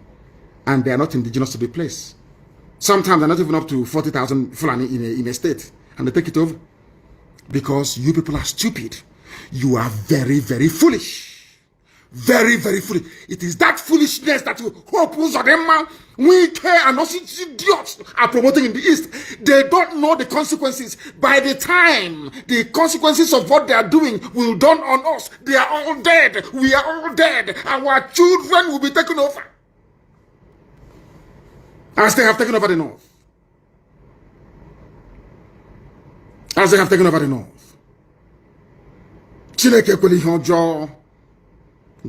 Lord God, have mercy on these people. Now, I have not finished. I have given you the parastatals, I've given you the ministries. Now, let me give you the key agencies headed by the Fulani Northernization Agenda, Fulani First Agenda, started by Sadon of Sokoto, Amadou Bello. The one they named the university after in Zaria, Amadou Bello. That was the reason why Nzogu killed him. Nzogu didn't kill him because he hated the Fulani. No. Nzogu killed him because he knew that the man was a reprobate. He knew the man was an evil man. How many agencies are headed by Fulani? Remember, Fulani has taken over the presidency, all the armed forces. They've taken over the rulership of all the governance in the north. By 4 only. Now, let me tell you the agencies headed by the Fulani. They have taken over everything. So even when they steal money, you can no longer know now. Because Fulani will steal from customs and tell Fulani in EFCC to burn the fire. The fire will be burnt. EFCC, the Economic Crime Commission, whatever rubbish is called. Fulani. NFIU, Fulani. Customs, Fulani. Immigration, Fulani. Prisons, Fulani. Civil defense, Fulani. NMPC, that's their private property. That's a private Fulani Janjaweed is their possession, NMPC. Nobody dares to come close. And some idiots are saying we are Niger Delta. We are from South. This maybe. Mad lunatics. In the creek. This maybe. In the Ara. NMPC Fulani. PTDF, whatever that means, Fulani. DPR, Fulani. PPRA, Fulani. Petroleum Trust, every fund of Fulani, Post Authority of Fulani, NIMASA, Fulani, NDIC, Fulani, SEC, Fulani, NICOM, Fulani, FMBN, Fulani, FHA, Fulani, NHIS, Fulani, NP. The list is endless. And you're in one Nigeria. Some of you are after graduation, you start looking for work. They have said that anywhere they put you into, one day you will emerge as the head. So you can read all the degrees you like in the zoo. Once you're a Nigerian, you can never get a job if you're from the East. They've said it now. That is why all of you answer to illiterates in Abuja, in the ministries. Now you understand, don't you? All the parastatals they've taken over. The Sovereign Wealth Fund of Nigeria, which is the investment arm of Nigeria, where all the money goes to. Do you know who is controlling it? The daughter of another late president of Nigeria called Abba Kyari. The daughter is controlling the Sovereign Wealth Fund of Nigeria. Sovereign wealth. So when they invest in things like Microsoft, in blue chip companies like Dell or Apple or whatever, it is the Janjaweed, the daughter of Abba Kyari, who's in charge. Yeah, you're just shutting one Nigeria. Let's move our country forward. Mad lunatics, all of you are. Your brain cells are not complete. Abba Kyari's daughter, Sovereign Wealth Fund, they are holding the zoo. All of you are just animals in it. Go and read the animal farm. Some animals are more equal than others. Fulani are more equal than you because their game plan was well laid out from the beginning, well marshaled. If you talk, they bring terrorists against you. They unleash their bandits. When that doesn't work, they bring Mietiala with their cattle. You can never win. And they're in a hurry. They only have 2 more years. They're in a hurry. And by the time they're done with you, Also, the pain is that those of them are, now listen to me, the Hausa people that allowed Fulani to conquer them, they're all dead. Now their children are the ones suffering. No more Hausa kings, all you have are Fulani emirs. That's how these things are. Oh, dear me. Elohim, all glory and honor belongs to thee. That is the reason why the Fulani came to Imo State. They tried to take over Imo State. And is now, he promised them, grab the opportunity to be at the center of Nigeria's politics by joining APC. And then your land is gone forever. And then to join APC, you must give land for cattle ranching, for Ruga, all the rest of it. And our land will be gone. Hey, that is what Fulani told their Igbo slaves. Hope all of you are there watching Kuro naked eye from number 4 to number 1. And some of you call him governor. Some of you call Uzodinma governor. Because you know nothing. Because you're all cowards. I thank Elohim for IPOB. I thank Elohim for ESN. And how God sent unknown gunmen, I don't know, but I'm praying for them every day. They are saints. We have elevated them to sainthood. Unknown gunmen, they are saints to us. They are angels that we are seeing. We cannot see them anywhere. In fact, they're like angels. You cannot see them. You can't see them. Unknown gunmen, you can't see them. We don't know who they are, but they're doing the work of God. Unknown gunmen, as they did to them today in Akwa Ibom. We don't know who they are, but we are praying for them. Because to us, they are the only ones avenging what these animals have done to us. In the name of one Nigeria. Let me tell you one thing. This nonsense that the police IG said about establishing more police posts. It's like churches in the zoo. The more churches you build, the more, should I say, immoral the society becomes, or amoral, whichever one it is. The more police stations you build, the more lawlessness you will have. There is no substitute in life for jobs. Go and create jobs, you dim-witted idiots running the zoo. Not police station, not how many vigilantes you have. Not how many AK-47 are in the society. What guarantees security from time immemorial? Just jobs. People should be engaged. And I don't mind is the devil's workshop. Something that informs the economics of people who are progressive. Very simple, but you won't know. You want to go and build more police stations, and there. Build it now, and a non-government will burn all of them down. And there are terrorist attacks everywhere. Children are being abducted every blessed day. Some of you cannot reason, and you still want to be in one Nigeria. Can you see how they abducted Christian women in Kaduna? Some of them half naked. And you're in one Nigeria, praying for one Nigeria. The more kidnappers will strike. Very, very sad indeed. Very, very sad indeed. And on that note, before we bring today's program to a close very shortly, because I intended it to be very, very short, I have a lot of things to talk about, but I want to make it very short. Let me also remind some of you fools like Hope Uzodinma, the Janjaweed administrator of Imo State, Supreme Court appointed. He said, we hijacked ESN from them. Iberibe warrior. I will read something that somebody wrote. Let me. I think it's who wrote this very brilliant piece. It's one of our good writers. Well, how come his name is not here now? Oh dear. I would have given him credit for this. I didn't write it. Somebody else wrote. In response to what Uzodinma said, he said, everywhere you go, it is Nnamdi Kanu hijacked this and that. Let me add that one day BBC Igbo, they will accuse me and say I have hijacked BBC Igbo as well. Those idiots that work for the colonial masters. They said those of them, I said, Eastern governors, I hijacked ESN from them when they never got together to form any security outfit anywhere. Umahi was saying only 5-6 days ago that the thought of East-wide security network is dead. That's what they said. And let me remind you, of them, Eastern security network is everywhere across the entire East. In Akwa Ibom, in Cross River, in Bayelsa. We have ESN everywhere. It's not an Igbo affair. I know some of you say, Igbo. You can keep deceiving yourself. That's your business. Because they know that ESN is formidable. Everybody wants to identify with the beautiful bride, ESN. Because ESN is doing something that the zoo army cannot do, the zoo police cannot do. Your eyes see what they're doing. Dedicated men and women, costing us a fortune, and rightfully so. Do people wonder where we get the money to support ESN from? Do you know where we get the money from? You don't know.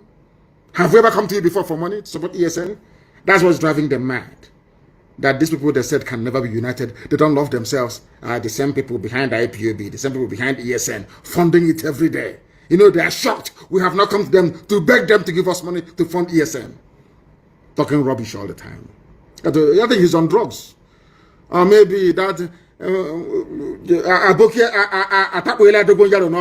he forgot his boxer shorts in a hotel somewhere in the north. So he's talking like an idiot.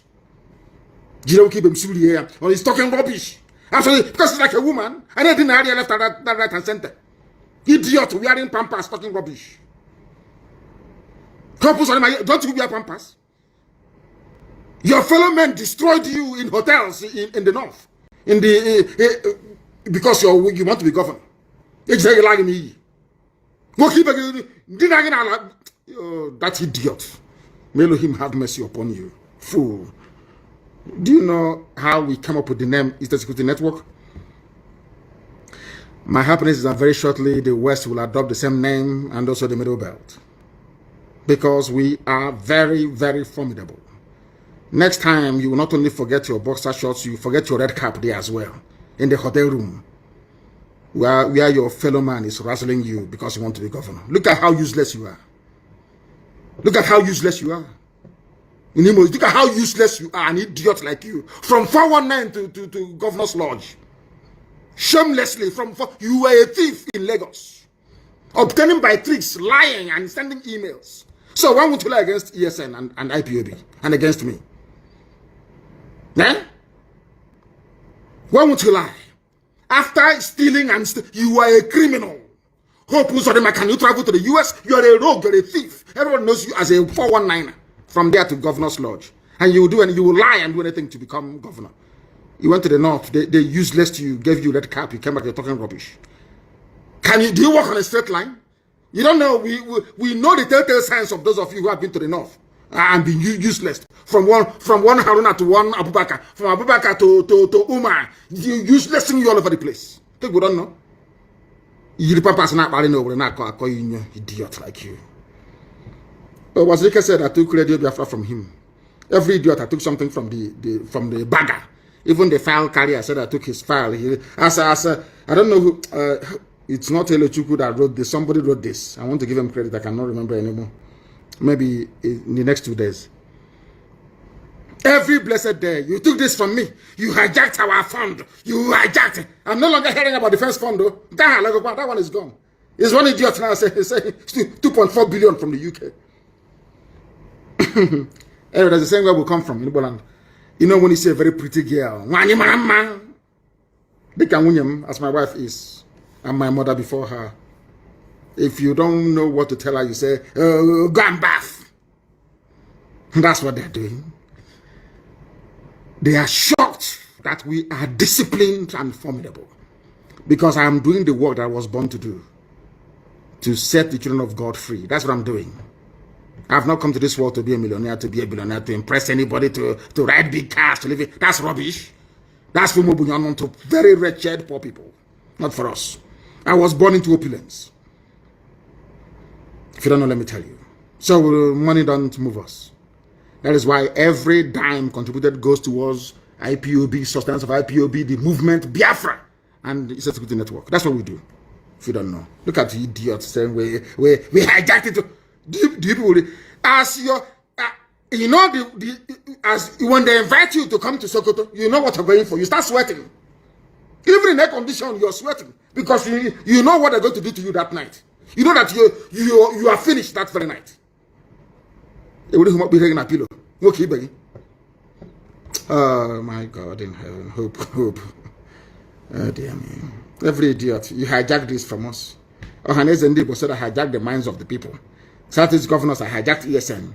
The zoo, I hijacked the Nigerian youths. I hijacked End SARS protest. Lai Mohammed said I hijacked the media. But nobody can hijack us. Hey, my goodness. And I have an announcement to make. No more fundraising in Biafra land, please. No more fundraising, I beg of you. Nobody should. I don't care who you are. No making of videos and saying we've run out of this. And that's rubbish.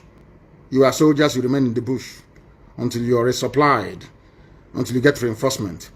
Do not raise any funds anywhere in the world. And the UK remains shut down until I will announce in a couple of days a new leadership for the United Kingdom, IPOB family.